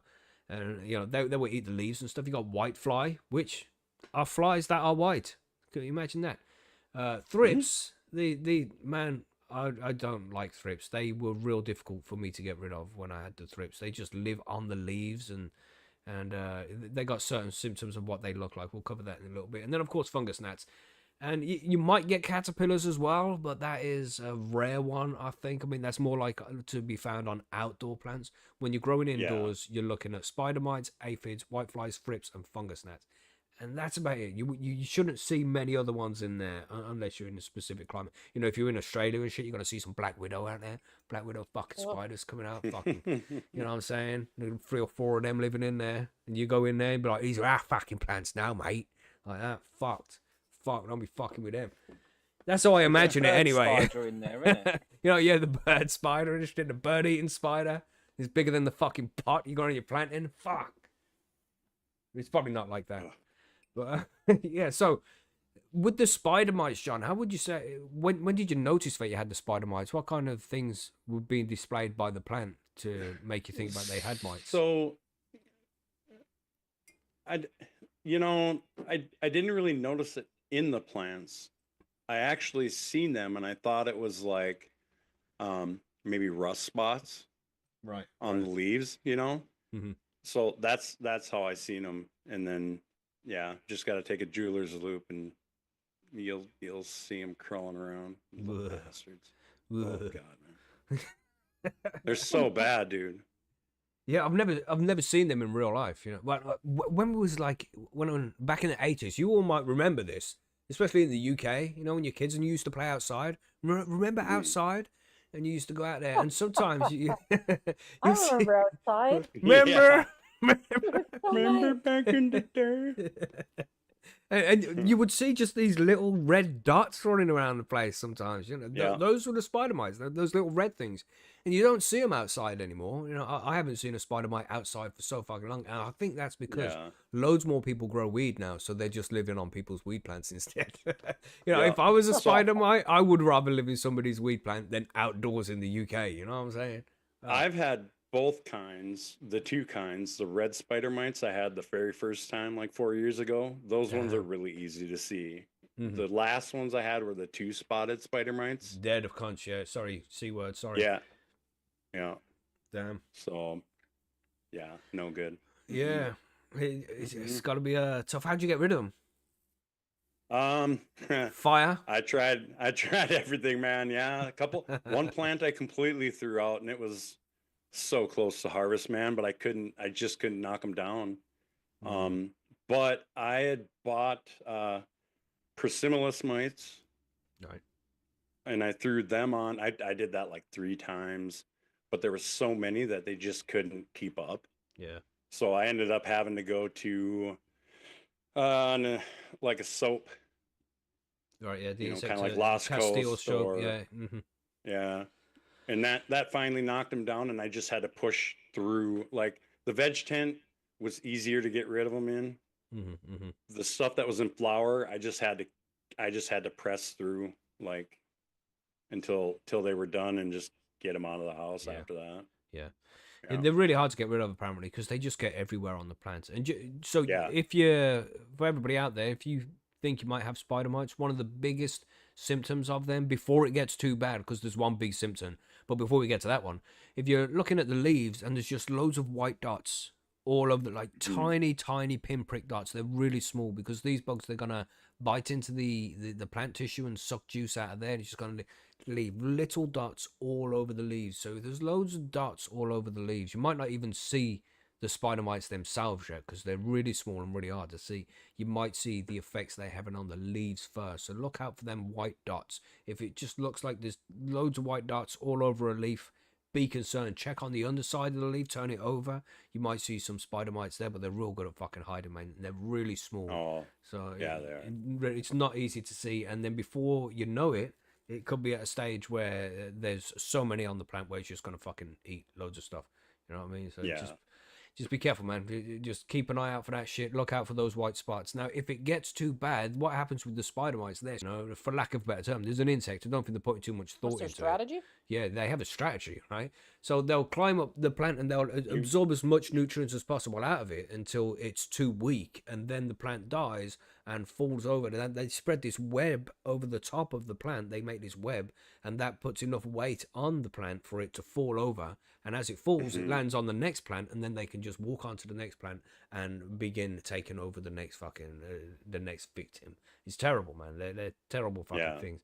So if it's already come to the stage where there's web on your plants, on your buds, then man, that's too late. That shit's got to go. Nobody wants to be smoking fucking spider mite webby fucking buds, you know. Unfortunately, if you're keeping an eye on things, if you're visiting your plants every day and keeping an eye on these things, you shouldn't get to that stage in the first place. You should be able to overcome an infestation. But if it gets to the point, you know, if you every few days you're visiting the plant, you haven't had time to visit for a few days, then it can easily get to the point where there's so many that they are making web on the plant, and it's just gonna fall onto the next one and just spread the infestation. Terrible, man. Terrible. Yeah, disgusting. So I hope you never had to use any of that information. You know, I hope everybody. Yeah, hopefully not. Yeah, just you only ever hear about spider mites. You're lucky, like I have been, to never have them in your grow. But if you have them, it's going to be tough to get rid of, man. We'll cover, you know, some ways you can get rid of these kind of things in a little bit. But next up, we have some aphids, man. Anybody had aphids in the plant in their tent before? No, Outdoor. Outdoors, yeah, outdoors. You're going to get them in it. Yeah. No, you good, Billy? No aphids for you? No, I've been good, been lucky. That's it. And these are big as well. These are big insects. Quite easy to identify. You know, they're big green fucking things. So usually green. They can be other colors as well, but you know. Yeah, they're white when they're little, usually here. They say they go through different stages, don't they? Yeah. But pretty easy to spot. And the good thing about them being pretty easy to spot is if you have them, then you can kill them off reasonably easily. I mean, you can pick them off the plant yourself. And you know, make sure you hold it up and be like, this is what fucking happens if you don't fuck off, then squish it. You know what I mean? And that Send a message to the rest of them. That's right. That's right. And then just leave its carcass on the fucking ground like, yeah, there. Get the fuck out. Take that. Although it would probably still feel pretty good to do it. Yeah. But then, you know, you smoke a bit of a joint, you get a little bit high, and you feel so bad. Like, I shouldn't have killed him in front of his family. You can't win. You know how it goes. You know how it goes. Everybody's fucking evil till they've had half a joint, you know? It's so true. Yeah, so, and these things as well, the problem with aphids is that they're going to cause damage to your plant, but they also poop out this sweet, juicy residue called honeydew, right? And ants like this. Ants will like farm aphids to make this honeydew for them. Like they'll be friends with What? the aphids. Like, oh, hello, Yeah, I've aphid seen that. friend, That's come crazy. over here with me. I'm your friend Auntie, and I'm your auntie. That's what I'll do. and they'll just farm them to gather up just this sweet residue that they make. Ants will Crazy. farm aphids. Yeah, ants Now, farm aphids, that man, is like cattle. Yeah. that's interesting. Yeah, very cool. But what happens is this honeydew stuff, it will just attract mold, like black mold. This nasty shit will grow on it, man. So that's what you want to be avoiding with the whole aphid infestation. If you get aphid infestation, they're spraying this sticky juice everywhere. Calm down, Billy. Then yeah, you got to be you just got to be careful of the mold that might arise. You know, so Oh my. so Margaret, say something. No. Oh, I thought you said. But yeah, so just be She's the going, aphids are more "Whoa." likely to be found outdoors when you're growing outdoors, you know, because it's just part of nature. But it shouldn't ever when you're growing outdoors, it shouldn't really get to a stage where there's too many of them because there's other bugs that are gonna eat them, for like ladybirds, for example, or what do you call them? Ladybugs, you call them in the Ladybugs. Yeah, US. ladybugs. Yeah, yeah. Yeah. We call them Ladybugs ladybirds. and green lacewings. Yeah. Mhm. We'll eat aphids. Yeah. Hmm. So, you know, outdoors, usually it keeps kind of, it's called the economic threshold, where there's some bugs, but there's not too many bugs to be causing a huge amount of problems for the plant. So you'd be fine with that. Yeah. So next up we have whiteflies. Anybody had whitefly? I've never had whitefly before. Nope. I'd never heard of No. them until like, I don't know, half an hour ago. Oh, really? So, Okay. yeah. This is the thing with growing cannabis. You know, you learn these things. It's crazy. Yeah. Mm. I know more about plants now because I grow cannabis. I don't know anything about any other plants, but these bugs also affect other plants. So if you're like, oh, that plant's got whitefly. I don't know what even plant it is, but I know what bug it is. You know what I mean? Yeah. Yeah. But yeah, so these whiteflies, same kind of thing with the aphids. Like it's just gonna suck the sap out of the plant, and it's gonna make it yellow and weak. That's about it, really. And they're gonna excrete that honeydew shit as well. So yeah, they are. That's also gonna promote mold growth on the plants. I don't think they're very common. I haven't seen many people with whitefly, but any kind of flying bug like that flying around the room, best thing you can do is just put up some sticky traps, man. You know, Yeah. them yellow or Yep. blue sticky traps that they're going to be attracted to. They'll fly. They'll get stuck on it. And there you go, sorted. Hmm. Not too much of a big issue. But then we have thrips. I've had thrips. John, you said you had thrips. No. Oh, you not haven't? thrips. Okay, Margaret, you said you had No. thrips though, right? Yeah. And Yeah. Billy had thrips too. Is Billy? That sounds a bit rude. That does. What? What? You had So, thrips? Yeah. Everything Just the way fucking you said sounds it. rude to you, mate. That's Yeah, all. it's That's just- all. Oh. Wait. It's just normal words, bro. They're just Yeah, normal words. Maybe it's just the way I felt you said it to me. All right. No, we're on air, Billy. I don't talk to you like that while Okay. we're live, bro. Oh yeah, Gosh, sorry, mate. I was yeah. getting confused. No, just fungus gnats. Lucky. That's the only thing I've Okay, ever had an okay. issue with. So I have been pretty lucky. Cool. I Also, see. Sorry. I'm quite strict at what I let into my house. Like the only thing I get, Richie, is the worm shit I have, and that's it. I will never get any clones ever off anyone. Yeah. It's always best to grow from seed just because of that, you know, because you don't get that's really the shit reason. being Yeah, passed for to you. sure. Mm-hmm. Yeah. Mm-hmm. Yeah, man. So with thrips, I don't know whether it was difficult for me to get rid of because that's the first bug I ever experienced in the grow room, and it was just like learning how to get rid of bugs in general, well, not just thrips, but it was difficult to get rid of those. I think they lasted for a couple of grows, man. It was tough. Ooh-wee. They're like living in the margins of the leaves and shit. And just for ages, I'd be just like, I'd see one and just kill it on the fucking leaf, you know, and then see another one and kill that. I went through the stage of getting neem oil and using Castile soap and making up my own pesticides and shit. And man, I never wanted to use pesticides on my grow, and I only had to do it that one time, and then eventually they had gone, and I don't know, man. They just kind of went away, really. I don't think it was for anything that I did other than take my grow down, so they had nowhere to fucking live. Because there was always a small. It's not like I was infested with them. Just there was always a small few in there for a couple of grows that I did when I moved to soil for a while. It's a shame, man. But it was difficult to get rid of. As I say, the only thing that really did it for me was to take the grow down. I don't think that's the only way out. You know, you can make pesticides and get rid of them. There's other things you can do. What did you do to get rid of yours, Margaret? Do you know? I don't remember now. I don't think I was ever really satisfied, but I think I was trying to wash the leaves or something. Mm-hmm. I think that was what was recommended. Yeah, because you can just do shit like that with just soapy water, because Yeah. And it the was soap. outdoor too. Yeah, so there's not really a lot you can do, and it's a waste of time to do it. It's just prevention is the only thing you can do. Yeah. But yeah, they're a pain in the ass to get rid of. Real tough, and you can't blame them. They want to live on Where ganja do they as come well. from? And I thought weed was supposed to repel insects. Like, come on. That's right. If it's got a good immune system, it will. That's the thing, And so if it's a Yeah. good, strong plant, it would tend to get rid of them. And there's also some scientific studies out there to say that plants communicate with each other in that way. So if there's one plant that's getting attacked by a particular bug, it will release a certain pheromone that the other plants know about and be like, oh, there's fucking thrips around, is there? Okay, let me release this deterrent into my plant material. So yeah. And that that like gives them some kind of immune system. But they need those things available to them. I don't think they can get that kind of immune system from salt-based nutrients. It needs a real nice ecosystem of different bacteria and minerals and fungi and all this shit that can only be done in a proper living soil, in my opinion. I don't know. That's the way I think it would work. But thrips, yeah, pain in the ass, man. The way you're going to notice thrips, everybody, is you'll notice spit patches, pretty much. It looks like there's some dry spit on the leaves of your plant. And you're like, what the fuck is going on? I haven't done any foliar feeding. I haven't been spitting. So, and it will look strange. You'll be like, what the fuck has this come from? And you'll find a few patches like that. Then that's probably going to be the thrips, man. And they're a pain in the ass. They also they'll bite into the leaves and suck juices out of there as well. So you'll see little patches on the leaves, not as small as the spider mite ones. It's a little bit bigger than spider mite bites because they're a bigger bug. Right.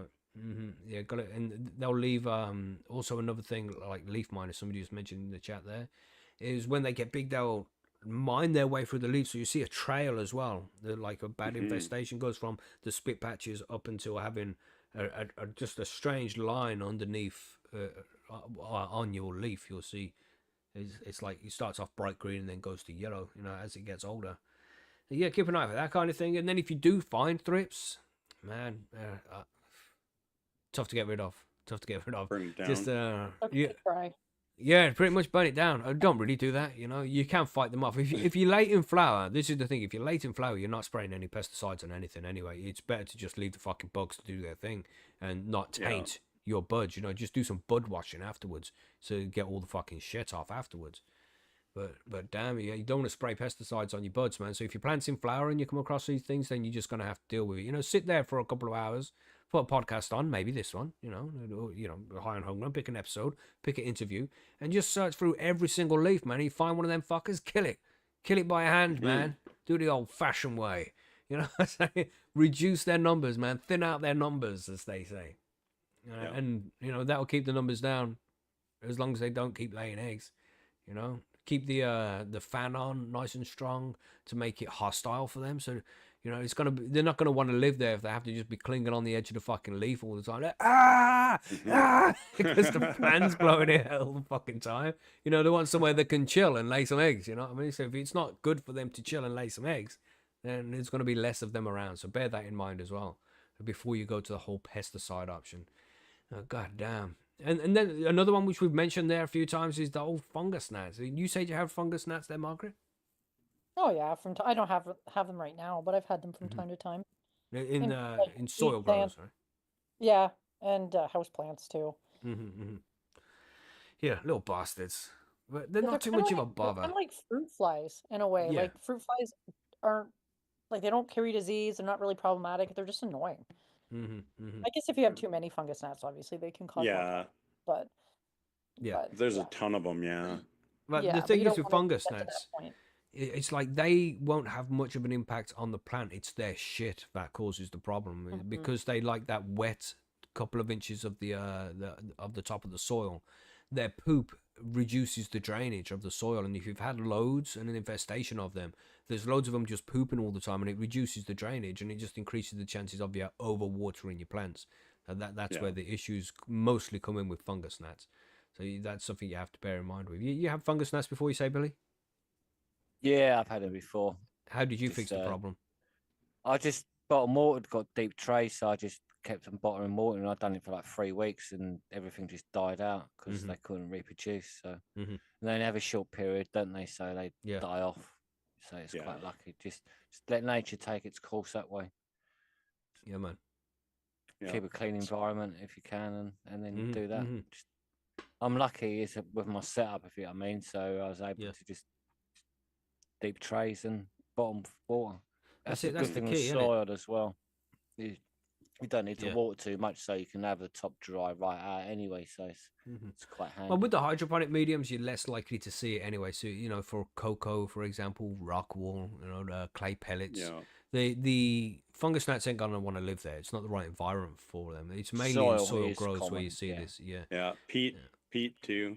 When you buy new soil all the time, then that's when they do it. So that's what's nice about having the living soil. You don't really once you got a load in, so always have that extra bit you need. And not to say it doesn't happen in like cocoa as well, because it does happen in cocoa. If there's woody material in the cocoa, then the fungus gnats are going to enjoy it there. So it depends on the medium, but in most cases, you can't ever say for sure it will never happen.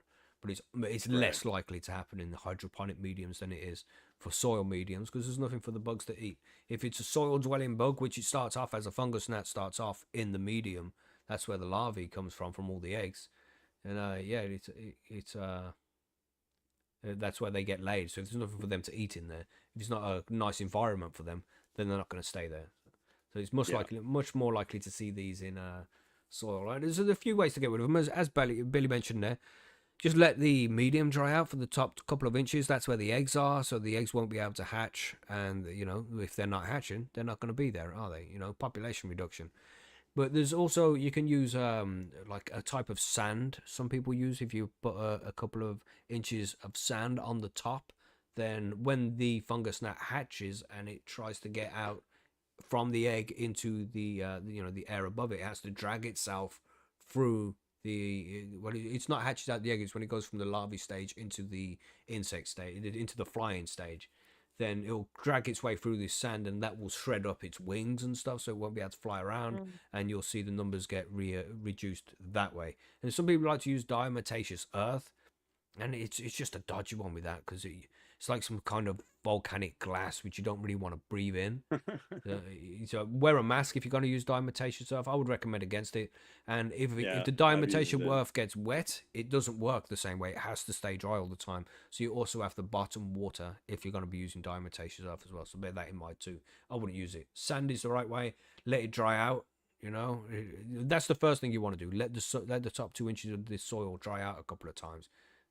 Don't keep watering from the top. That's the first thing you do before you need to bring anything into the grow room. Give that a try first. So, loads of different ways to deal with these bastards, but try natural ways as much as possible.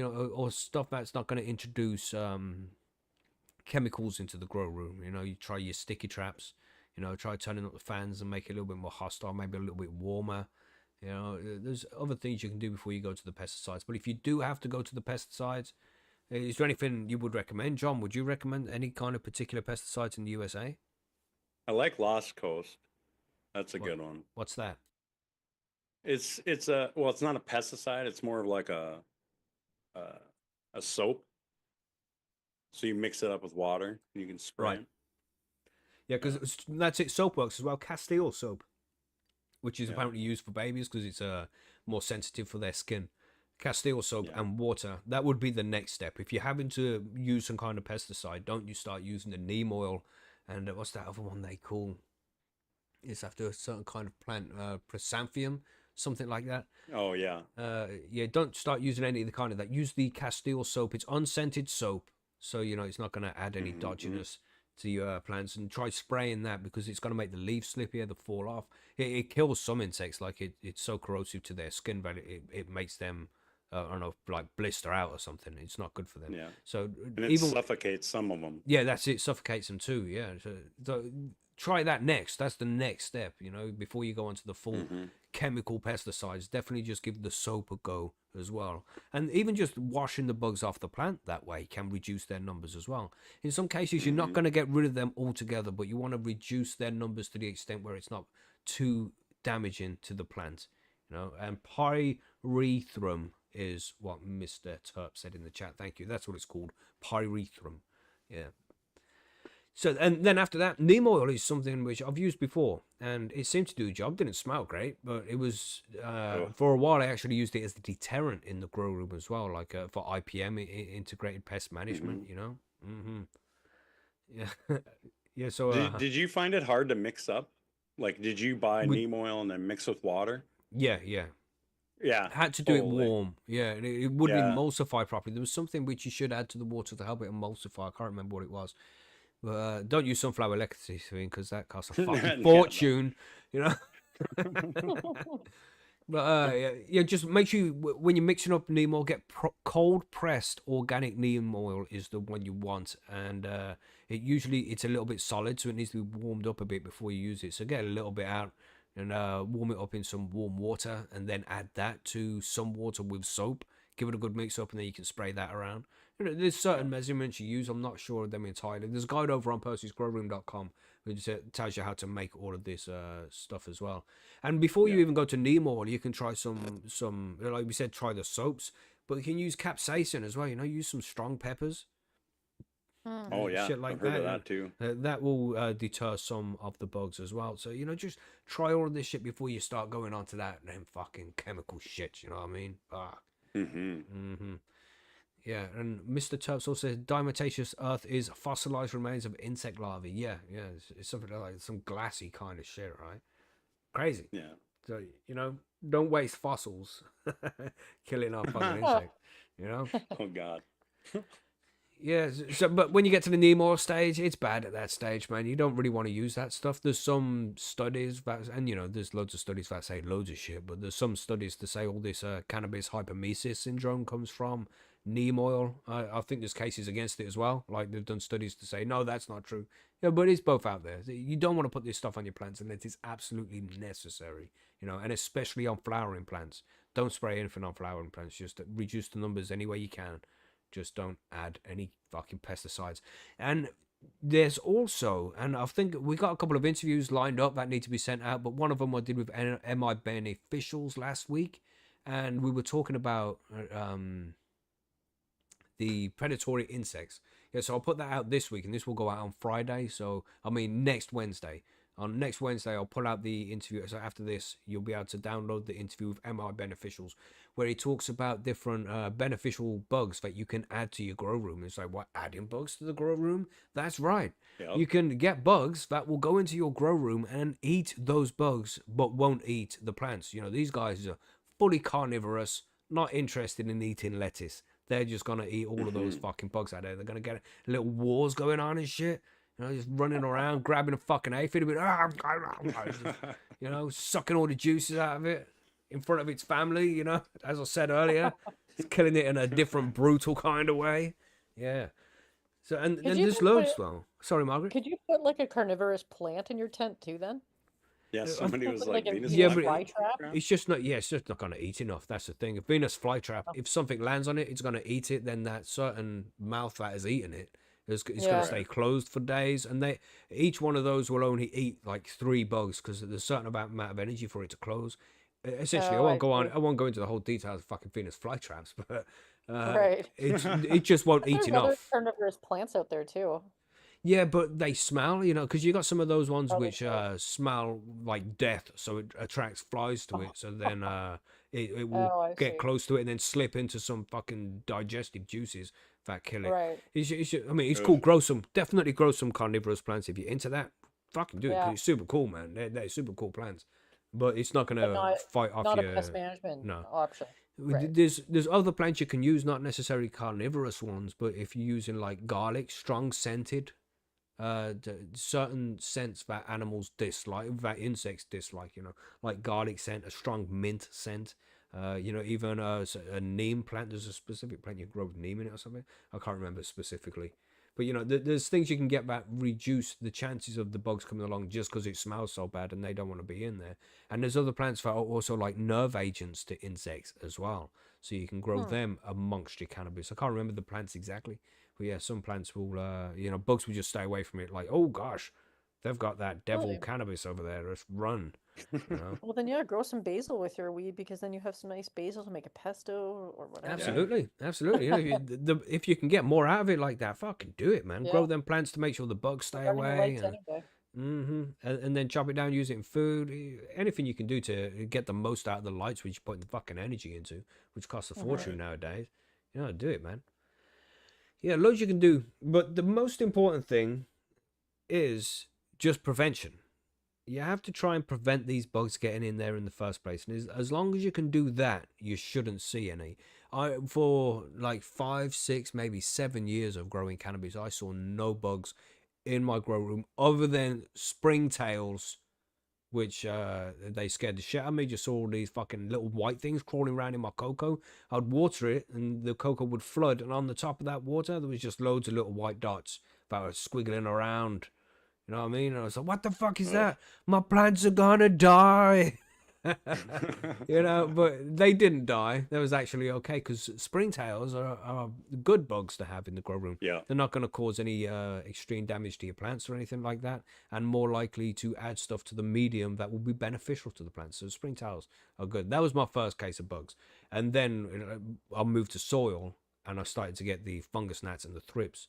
And that's when I was like, oh, fuck, this is a bit shit because I got shit soil. Yeah, so then I went back to cocoa and it was cool. And then went to living soil and I didn't get any bugs with the living soil. I was fine with that.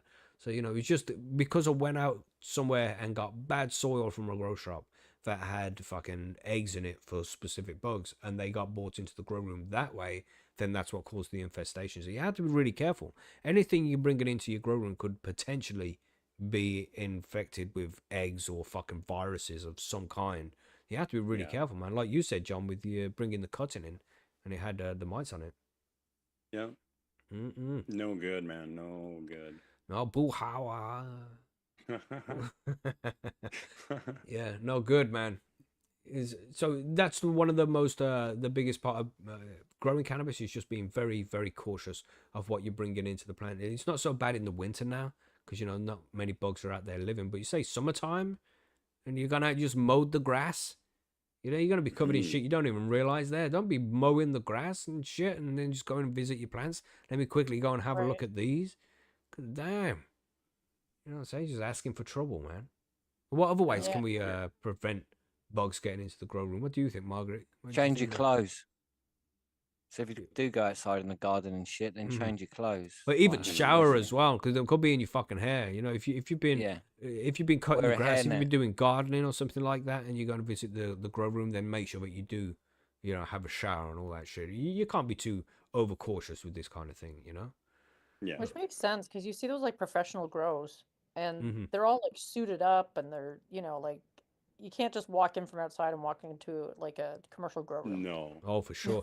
Well, you probably can with the new ones, and then at some point they get infested with something, and then they go all out like, no, fucking take your shoes off. Yeah. You know what I mean? Yeah. Lights is another thing too that What you mean? that's coming to be new, like Oh, UV lighting. Yeah. Yeah, that UVC is it? Yeah, something like that. Yeah. They're implementing these this strong UVC that just zaps the fucking bugs and mutates them. You know, it's got fucking does it? yeah, there's some like cancerous leg growing on it now. You know, Like you can't even be around that light. Yeah, man. yeah. Like, Mm-hmm. and they only do it for like a couple minutes, I think. Yeah, yeah.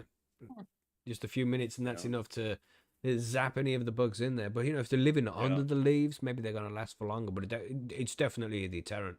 You know, if you're just seeing fucking all your bug friends just suddenly walking around with extra limbs and shit, you're like, yo, there's something wrong with this place. I'm moving the fuck out. You know, yeah. So, and this is like you say, it's a new thing as well. This has just come out over the last couple of years, isn't it? Yeah. Interesting, man. Interesting. And the biggest deterrent, like we said, is just watch what you're bringing into the grow room. If you're bringing new plants in, you know, quarantine them. Yeah, and even though John did that, it didn't work out. But it's still good to do that shit just in case you know, it is infected with something. Just keep it away from the plants, man. And you know, make sure you change your clothes, and especially if you've been doing some gardening and you've been outside amongst all fucking foliage and shit, then just be careful there. Change your clothes, maybe have a shower. You know, if you've just been outside and popped to the shop, then don't be so you don't need to be so on top of things like that. If you got houseplants, you know, don't have them in the same fucking room as you got you grow going. That's not a good idea, you know, because that could cause problems. Even if you got houseplants at all, I would say just get rid of them. You know, don't be around that shit. There's only one houseplant you need, motherfuckers, and that's the one that gives you I your like my gadget. houseplant. They're nowhere close to my tent. Yeah, There's yeah. that. I have actually heard too, like some houseplants like ivy are pretty prone to spider mites, apparently. Yeah, yeah. Okay. Oh, So, yeah, so just be very careful, innit? yeah. I'm gonna have bad dreams now tonight. Yeah. I should have put a trigger warning. I'll put before we start the episode. I'll put the trigger warning on. Like, please, if you have suffered with any of these conditions, call this number. Yeah. You know, if you have been impacted by any of the bugs in this episode, you are not alone. You may be entitled to compensation. Yes, I like it. You might be entitled to compensation. Beautiful. So Beautiful. there's one more preventative that I don't want to say, Oh, what's but that? it's your pets. Oh, that's right. Oh, Yeah. Walk around with a big flamethrower you on about. Oh, yeah, that's the deterrent. We're looking at preventatives right Yeah, now. Oh, preventative, sorry, not sorry. deterrent. Yeah, My man. dog is in my grow room and running around all the time, man. And then I think about it, and I'm like, he was just outside, man. yeah, that's a Mhm. really good point. And you don't You know? bait dog every time they're going to come into your grow room. No. Yeah. And maybe not so much with a tent, but you know, still it's a possibility. Or a cat, Mhm. you know, Yeah, cats as well, yeah. Cat could walk in there and be And like, boots. hey, what are you And doing? boots and cats. And Uh-huh. boots, cats, boots, and cats, and boots. This There is we an go. epic Yes. episode, You man. know. Yeah, so keep your pets away as well. It's a good point because you Yeah. know they're going to carry shit with them as well. If it doesn't need to be in the grow room, keep it out of the fucking grow room. Simple. Yeah. You know, and as long as you can stay cautious and stay clean, it's a very rare occasion that you'll see bugs in your grow room. But if you do see them, they are most likely to be the ones we've mentioned. You got thrips, fungus, gnats, whitefly, aphids, spider mites. It's most likely to be some of those. Yeah, I mean, there are others, but it's very rare to see them things, you know? Has anybody had anything else other than those? Mm-mm. Nah. No. That's it. It's just Yeah. mainly going to be those. Maybe some beetles now and again, but, you know, that's a rare occasion as well. You know, and they might start making some decent music while they're there. The beetles. Okay. Oh boy. That's so Oh, boy. terrible. It's so bad. Ha. Sorry. Dreadful. Ooh, I had to say it, man. You know, it was right there. You can't just pass over the opportunity for a joke like that. Fuck. Jesus. You know what I'm saying? Anyway, what was I saying? Yeah, so just deterrent. That's the best thing. Well, deterrent's next. You know, it's flamethrower. Always an option. You can buy one. You Yep. could have bought one of those from Elon back in the day. Got yourself one of those flamethrowers, which had on it not actually a flamethrower, but really was a flamethrower. That might be the best way to get rid of your spider mites, everybody. Of course, we're only Oh, yeah. joking. Don't be really flamethrower and shit I'm in your not. house. Not a good idea. No. Maybe there's a place for it, but Right. No. that's At least, a pretty extreme. yeah. At least check it outside first. I mean, you probably can in Texas and Florida, probably. You know. Yeah. You're probably allowed your fucking flamethrowers out there. But for most of us, we're not allowed that kind of fun toy. You know? Mm-hmm. Yeah, man. So we discussed lots of different ways to get rid of it, lots of preventatives there. But of course, if you have any questions, you know, fire away in the chat or ask over on Percy'sGrowroom.com. If you think you've got bugs, then head over to Percy's. Definitely take a picture of the plant, a few of the leaves, what the issue is, and, you know, put it over on Percy'sGrowroom.com in a thread. And there's loads of people out there that can help you diagnose what bug it is and figure out what the best treatment is for it. But, you know, just don't instantly go to the pesticide routes. You know, don't go for that heavy shit that you can buy from the hardware store straight away. I don't really want to say straight away. I want to say just don't go there at all. It's better to have Right. bugs on your plants than have some of those fucking nasty chemicals. You know what I mean? So just try and avoid them altogether if you can. But yeah, just make sure you stay clean. Cleanliness will keep most of the bugs away in the first place. Keep everything away, and anything like new soils and things like that, just be very careful. Be very careful. But you'll do fine. Don't be too worried about it, you know, at the same time. I mean, just be cautious, you know, and when you get bugs, deal with them. But you won't see them very often, hopefully. You know, if you want to take good ways to prevent it, get yourself some of those beneficial microbes, some of the beneficial insects, you know, ladybugs. But the thing is with ladybugs is they're real slow. So if you got an infestation of spider mites or aphids and you want to try you get some ladybugs in there, you have to buy a fuckload. And then the sad thing is they only gonna, because I'm a soft bastard. After half a spliff, you feel bad for killing that fucking that fungus gnat. You know, and it's the same with the ladybirds, the ladybugs. They're gonna go in there. They're gonna be like, yeah, let's fucking help this guy. He's got an infestation. We're gonna help him, and then they're gonna go and kill all the bugs, and then there's no food left for them. So they fucking starve to death, man. How sad is that? Your pet little fucking nice little ladybugs and shit. And then it mentioned in the chat there, fucking ladybug piss and shit, jizz all over your buds. Oh, damn. boy. You know, so you don't want that either, do you? So it's best to try and prevent that too. But lots of different ways to deal with these things. But the most important thing is don't panic and don't do anything too crazy. You know, if you do find bugs and you need some help, head over to Percy's, put up a picture, and, you know, 24 hours isn't really going to do much. So you've got enough time to figure out what the fuck it is and how to treat it. Because if you treat it incorrectly, you could just make the plant in worse health than the bugs would have done in the first place. So, you know, just be careful, do some research, get some help over on Percy's, and you'll be fine, man. Yeah. So, and of course, regularly inspect the plants. That could happen at any time. Make sure you're always looking out for the bugs. You know, keep an eye out on the leaves for any unusual marks. It might not just be a nutrient deficiency. It could be spider mites. It could be thrips. You know, if you see some flying around your room, then deal with it. Put some sticky traps up to catch them straight away. And yeah, you'll be fine, man. Really. I think that's everything to add here when it comes to pests, right? Is there anything anybody would like to add to finish this off? No, I think we kind of covered pretty much most of it. We did. Yeah. Anything to add there, Billy? All good. No, I'm happy with what you said. Sweet. All right. So, because Not we that got. I can remember much of it now, but hey, I was happy with it. That's the time. right. That's right. We're all having a good time. That's right. But yeah, we got some crazy listener mail questions. So let's fucking get to those. Let's go. From Turpo, he said, here's a few from the panel. Right. I'll read all three first. He said, are you currently dreaming? How do you know? Do memories even exist if you forget them? Are hot dogs tacos? Fuck, Turpo. Yes, I'll say yes to hot dogs. Sure, hot dogs, tacos. Let's get that one out of the fucking way. But let's do this memories. Do memories even exist? Tacos. Oh, you're not happy with that? Yes. Huh? No. No. Oh, Definitely not, mate. That's Okay. Fucking hot dogs. They're not a taco. Okay, well, we have a disagreement on the panel here, everybody. We need to fire up a poll. Yeah. You know? Yeah, fire up a poll, throw it up there real quick. As far as I see I it, don't know. Margaret is the edibles expert. If she says no, I am willing to say no as well. I gotta agree with you. Margaret on this one. Yeah. Yeah. Thank Okay. you. Well, there we go. Okay. Census Hot has dogs been are not tacos. There we go. That was a quick one, sorted out the way, just like that.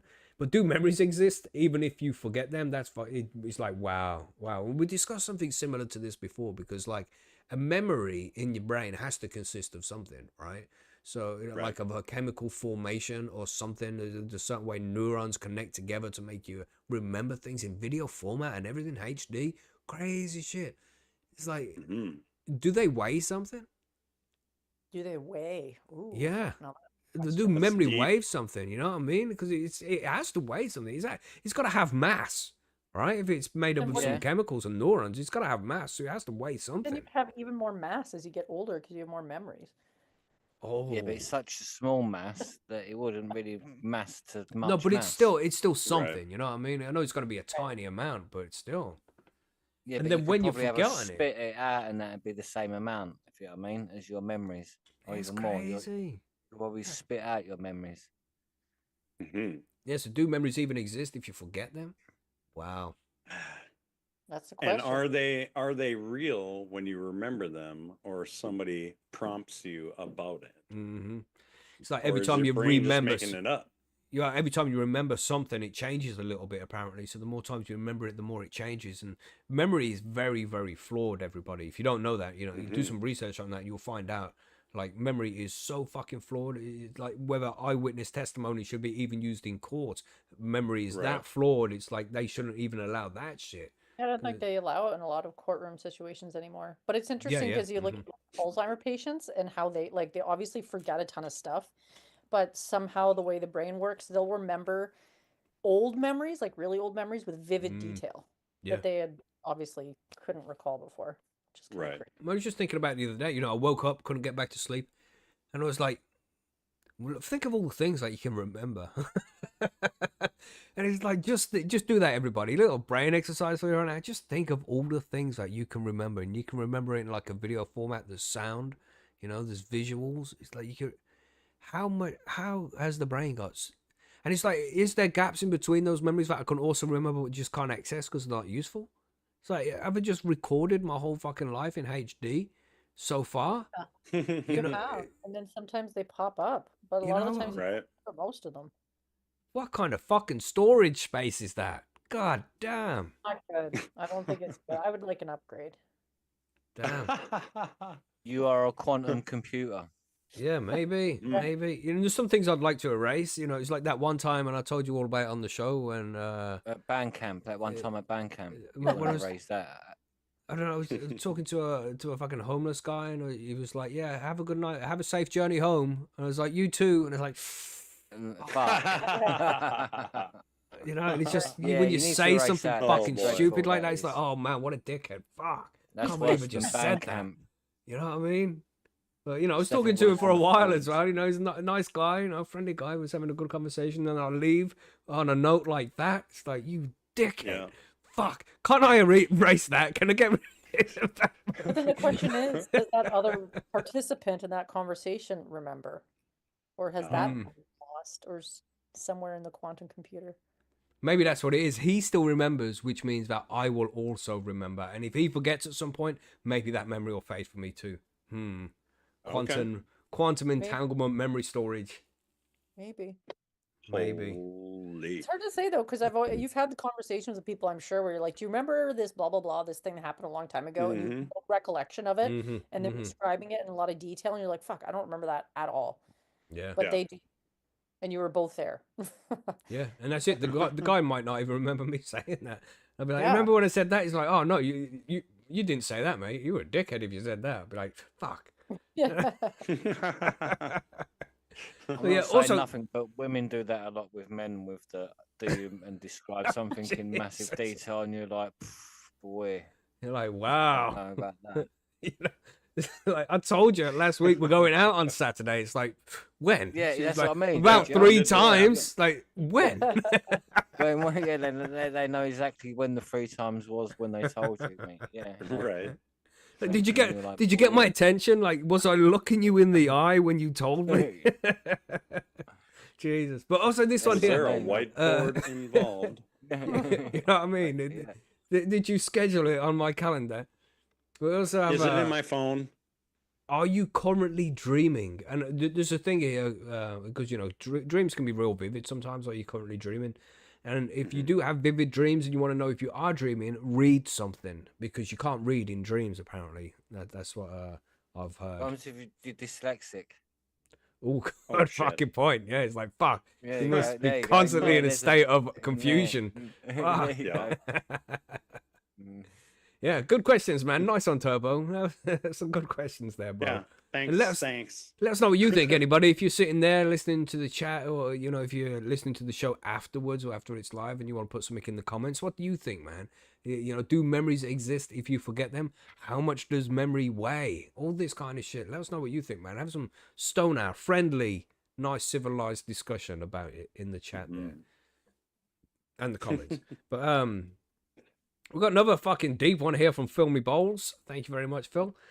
Deja vu. Have you had it before? What is the cause of it? Is it a glitch in the Matrix or a brain fart? Or did 2 of our dimensions merge together for a few seconds? What are your thoughts?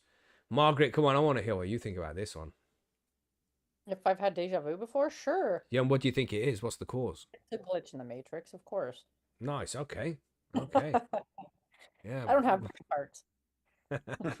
What are you saying, John? What do you think about deja vu? I can get behind both of them, man. Like I feel like I've had it, or I remember having it. But like, is it the matrix thing, or is it the dimensions merging? And if it's the dimensions merging, is the one behind the other one then?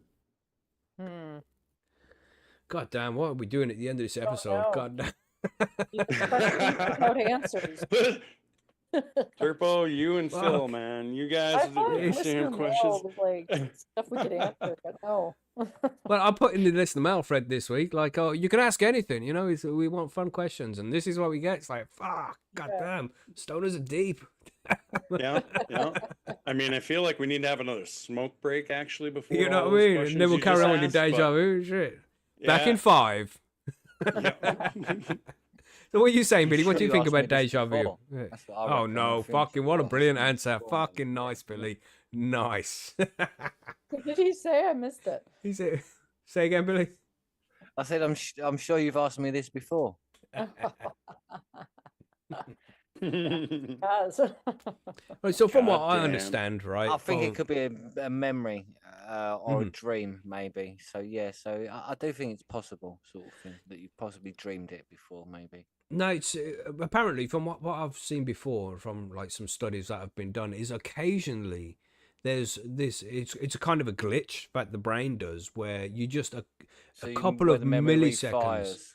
Yeah, it's like you're just a couple of milliseconds behind what you're actually perceiving. So you've perceived stuff and your brain's focused on that, but then you actually, processing that information so you know what's actually going on. It's Mhm. just a couple of milliseconds behind, so it can feel as if you've already experienced it, but it's just like the brain slightly lagging. Just just a couple of milliseconds, a ridiculously small amount. But that's apparently what deja vu is. Just and it happens from time to time if you haven't slept enough.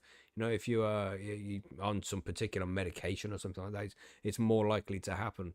But apparently that's it. It's just the brain having a slight little bit of lag in between receiving the information and actually processing it, which is I thought that was That's not fucking as fun as interesting. dimensions merging together. Oh no, Right. because that's definitely a fucking thing as well. Where world lines mix together. That like when one simulation there's not enough players on the server to save memory space, we're going to combine it with this server, and that's when you get Kale pop up out of nowhere like it's been a thing Fucking forever. kale. You know what I mean? Like, Ugh. oh look, here's kale. You remember kale? It's like, no, what the fuck is that? People eat Yeah. this? It's like, yeah, everybody's always eating kale. What do you No, mean? no. Don't you know kale? It's like, no, I don't fucking know what kale is because it's come from a different simulation, man. It's been combined with our simulation, and I have to go on pretending like it's an actual fucking thing. And I'm not down for that. I'm down No, for no. that. I'm just saying, neither. man. I'm anti kale. All right. Bringing Well, I'm shit from pro your kale. dodgy world.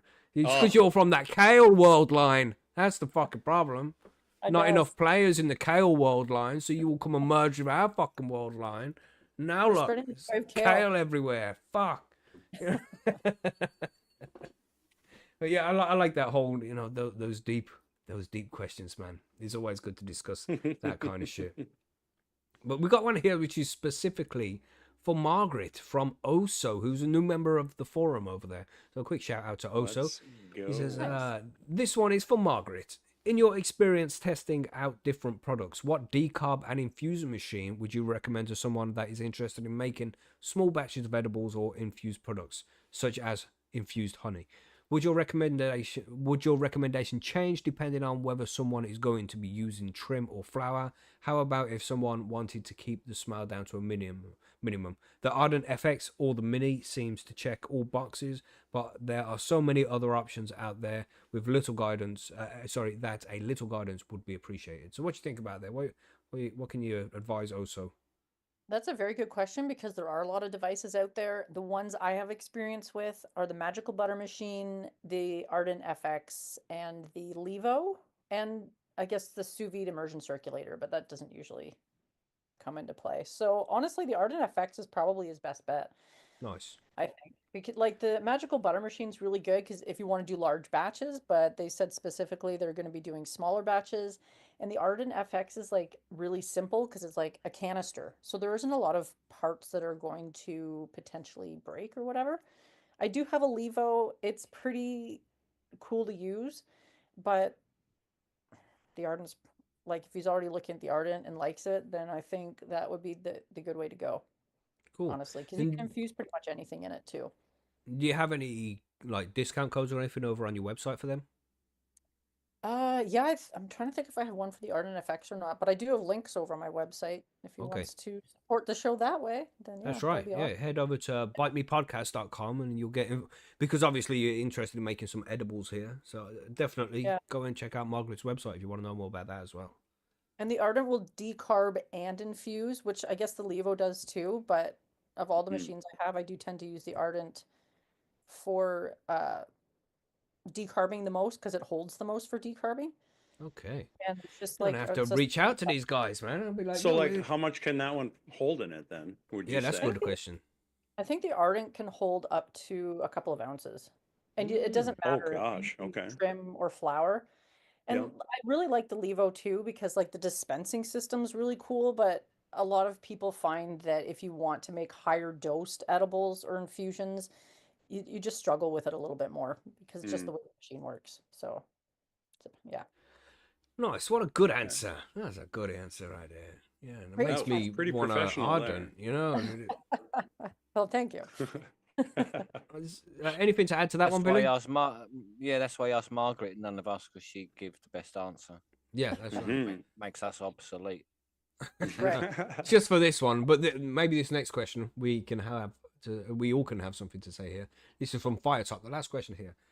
Is there a way to know if seeds are dead without popping them? Do companies test to see what their seed shelf life is? I'm asking because I've had numerous rounds of seeds that haven't cracked or even attempted to grow, and I've tried all different ways of germination. I know nothing can be 100% spot on every time, but this shit happens a lot more in recent times. 2 seeds out of packs of 10, and the rest being duds. Okay. That's a great question, actually, Yeah. as well. Yeah. I mean, there's no real way to know. I mean, people say that you put it in water and the ones that sink are no good, the ones that float are good, right? But then you've already put them in water, you're going to have to germinate them at that point. You know what I mean? So, man, Yeah. it's real. There's no real way to tell unless germinating it and nothing works out. And if you've had consistently bad germination practices like that, I mean, if you've had them seeds for a long time, you've stored them incorrectly, that might be a reason why. But really look into the germination method that you're using. I know you say you've tried a lot of different ways, but you gotta find one way that works well. Because it happened to me before. I've got a whole pack, a 10-pack of seeds before, and tried cracking them, and none of them fucking popped. You know, I was using a heated propagator, and it got too warm for them. You know what I mean? So it's easy to blame the seed company or the seeds Yeah. instead of looking at your own, like how you've stored them and how you've tried to germinate them, because it's quite easy to just figure out something that you might have done wrong in the process, but you just need to move out of the way and then move on to the next thing. You know what I mean? And that's what's happened with me. Whenever I've had seeds that haven't popped properly, it's because I've done something wrong. I've planted them in soil that's too strong. I've had them in a heated propagator. I've watered them too much. You know, there's loads of things that can be taken into account. Now, for me, for germinating seeds, if you go back and listen to the germinating seeds episode that we've done, you know, it'll give you a lot more explanation on that. But for me, just wetting those things for about 8 hours in water and then planting them into some cocoa with a humidity dome over the top. Just plant it 0.5 centimeter deep, nothing massive. Just cover the fucking thing with a little bit of cocoa. And man, that was work for me 99% of the time. And that's my germination method now. I don't fuck with anything else because I know that technique works. You know what I mean? But I won't use soil. You know, even if I'm growing in soil, I'll start off in cocoa and move it to soil at another point because the cocoa works fucking well, man. Soak that seed, and I won't even do the paper towel method and all that bullshit because that can cause issues too. So just for me, soak it, put it in the cocoa, put a humidity dome, little plastic cup or something over the top, and just wait for a few days, and that thing will fucking pop if the seed's good, in my opinion. But when it comes to knowing if seed's dead without popping it, I don't think there's any way. Anybody got any recommendations there? I No? mean, I don't know if it's necessarily dead or not, but like sometimes you can get seeds and you can squeeze them, Yeah, that's right. right? Yeah. Mm-hmm. So if they immediately pop, obviously they're crap. Yeah. And then I start looking at those same seeds from that, you know what I mean? Mm-hmm. And see if the Right. rest of them kind of look like that. Mm-hmm. Mm-hmm. Because Um, some of them are but just hollow. Yeah. Yeah. yeah, but if they're telling if they're actually gonna germinate, like if it's a viable seed, I don't think you really can tell. Mm-hmm. Yeah, not until you And go and pop them, I guess. yeah. Yeah. And just to add there, do companies test to see what their shelf life is? I know seedsmen do that. They would regularly test their seeds, and once it starts to fall below 95% germination rate, then they start to get rid of that strain and move on to a next one. And I'm sure seedsmen are not the only company that does it. There's plenty of seed banks out there that will test to make sure that their seeds are still Yeah. viable. And then, It does depend where you're getting them from for sure, man. Because there's a Mhm. lot of companies out there that are just pushing seeds that, Right. who knows what the hell they actually are. Yeah. Because that gets expensive too. If you're buying seed packs and it's like you're getting Mhm. 2 out of 10, that you Mm-hmm. spend a lot of money on seeds. Yeah, that's right. Yeah. Yeah, too much, man. Seeds are not cheap, you know. See, I'm Right. lucky enough to, running a forum and running a podcast and shit. Man, it's been like fucking. It's been a long time since I bought seeds. I'm lucky enough to have them just sent to me. Like, oh, I want some. Can you send me those? Like, yeah, no problem. Here you go. Like Mephisto sending me all these quality fucking beans. My last 5 grows have been Mephisto. So I'm lucky enough for that. So to have to spend 50 quid on some decent beans and then for them not to fucking turn out, Yeah. man. I bought mushroom spores recently, and you look at them under the microscope. And I looked at them under the microscope, and they were bland. They didn't have any spores in them. You know what I'm saying, everybody? And I was gutted. That's only 15 quid. Yeah. Okay, and that's including postage. It's like £12 for the spores, £3 for the postage. I'm like, fuck, that didn't work. Oh, what a pain in the ass. Imagine spending £50, £100 on seeds and they Yeah. don't pop. My God, I'd be screwing, man. People ain't got money like that to throw away nowadays. Gosh. So yeah. If you're having trouble germinating, then if you're using a good seed bank like Seedsman, like Mephisto, somewhere where like Ali Bongo, these guys who we recommend, and you use the methods that we explain in the germination episode, then you should be popping your beans. They should all be popping, man. So go and check that out. Make sure that you are, maybe you've stored them incorrectly. If you've kept them for a long time and they've been stored where temperature fluctuates too much, it might be more difficult to pop them. But really, if you're getting a good set of seeds from a good reputable seed bank or breeder, and you follow the techniques that we said in the germination episode, those seeds should be popping. So, and of course, if you need any help, you got any questions, you know where to go, man. Percy'sGrowroom.com. Is there anything else to add? That's the last of the questions. Anything to add to this one? I don't No, think that's so. good. I'm happy. Seems good. Mm-hmm. Yeah. Right, we good then? Let's go to the outro. Yeah. Mm-hmm. Let's do it. Nice.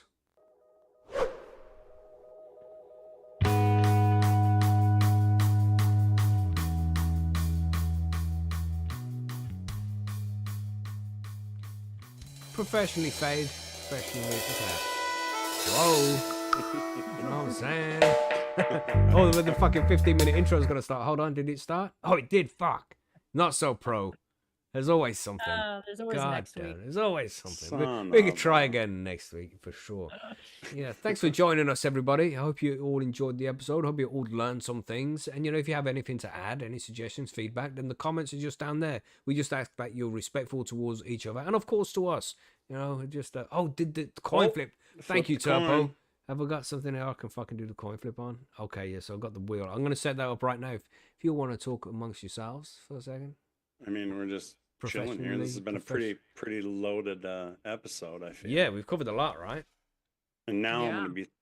when I'm done, I'm gonna be thinking about this whole dream scenario stuff. That Damn. Jesus. I've Thanks, noticed Turk. that, because I smoke a lot less than I used to. So I noticed nowadays, man, I dream so much more than I used to. I had some fucking weird dream yesterday. What was that? I can't even remember, but fuck. That's weird shit, man. Dreams are weird. You should know Yeah. if this is a dream because it's normal, Mhm. Which So Trees can get crazy. You man. know, Good point. I was telling you that my girlfriend, we think she has that cannabis hyperemesis syndrome. Yeah, yeah. So she hasn't smoked since Christmas. And the other day, I think it was yesterday or the day before, she said to me, she goes, "I'm dreaming now." And I'm like, "What?" And she goes, "I'm dreaming." I'm like, "How do you know?" And she goes, "'Cause I remember it." Oh, wow. Yeah. I was like, "Well, that's interesting to me." Yeah, that's interesting for sure, man. Yeah. Yeah. And then that was when she. How long has she not smoked for? Since Christmas. Damn, that's crazy. Mhm. She That's hates interesting. every minute of it. Oh, for sure, for I sure. bet. I bet. Yeah. She loves it. She looked at me about a week ago and she goes, "You know, it just makes everything better." Yeah. And I'm like, "I get it." And I feel so bad for her, man. Oh, hopefully that after some time off, she can feel better and Yeah, hopefully. She's really doing a lot of research into it too to try and figure it out. yeah, for sure. Right. Damn, but yeah, to think that you're dreaming, and I've never had that. I've never been like in a position where I'm like, am I dreaming right now?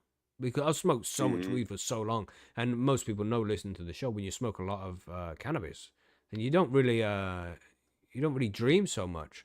And you notice when you Right. quit smoking, you take a tolerance break, whether it be forced or not. Like the dreams come back and they're vivid and strong. Yeah. Man, they can be interesting. So you get used to it. You get used to this whole dreaming thing. And sometimes it's like, oh, that was a really cool fucking TV show that I made up for myself in my head there. I just binge watched a whole season or whatever the fuck Macky came up with. Funny, man. I like it. It's good. But sometimes it's shit as well. I don't really have bad dreams. Yeah. Dreaming is fun, man. Crazy. Yeah. Let me quickly do this flip here. I can't remember who's picked heads, who's picked tails. Turpo knows that, but here is Let's go look. the flip. Anyway, and a quick shout out to Mad Dog there. He says, "Great information as always, not disinformation." Thanks, Mad Dog. Here we I'll go. tell ya. Let's flip. 3, Send that man an 2, envelope. 1. Can you flip It's it? tails, everybody. Oh Tails. no. Oh, So So that's whoever- Bassman, Growcat, Lousy Tourist, Improper Weed Viking, and Fill Me Bowls. Me and J-Dog lost out on that one. Oh damn! You got the okay, unlucky. Is that on Percy's this coin flip? Yes, over on Percy's Yep. there. Badman Fisherman. It's from a competition last week as well. It's the follow on, the next flip after that. Yeah, we should get some more comps up and running over on Percy soon. What you can enter right now, because we've done so many over Christmas, but there is one you can still enter over on Percy's, which is Plant of the Month. If you have a nice plant that you want to come and share with us, just take a picture of it. Doesn't matter about the stage of growth. Make a nice background, nice sign, put the picture up, and maybe that will win. And everybody who enters, just enter in Plant of the Month, gets you put into a prize draw now. So go and enter. It's so if you lost free. there, you just got flipped off. Yes. Uh-huh. Whoa. Flipped off. Yeah. So that's everything. Thank you for, as usual, everybody, for coming to join us. It's been a good show. I Yeah, think we man. put lots of good information, lots of good laughs, nice banter. It's been a fun one. Yeah, thank you to everybody listening. Thanks to the panel, of course. Thank you for you guys for spending the time to come and put a good show together. It's been fun. Thank you. Yes. So Hey, man, it's a good dream. Nice Yeah, good deja dream. vu moments. yeah, wake up, everybody. Wake up. Wake Wakey, up. wakey. Nice. We'll catch you on the next one, everybody. Stay high, stay safe. And yeah, we'll see you Waving and all then. that shit. Bye. Goodbye. You're Everybody waving. wave. Bye-bye. Everybody wave. Waving.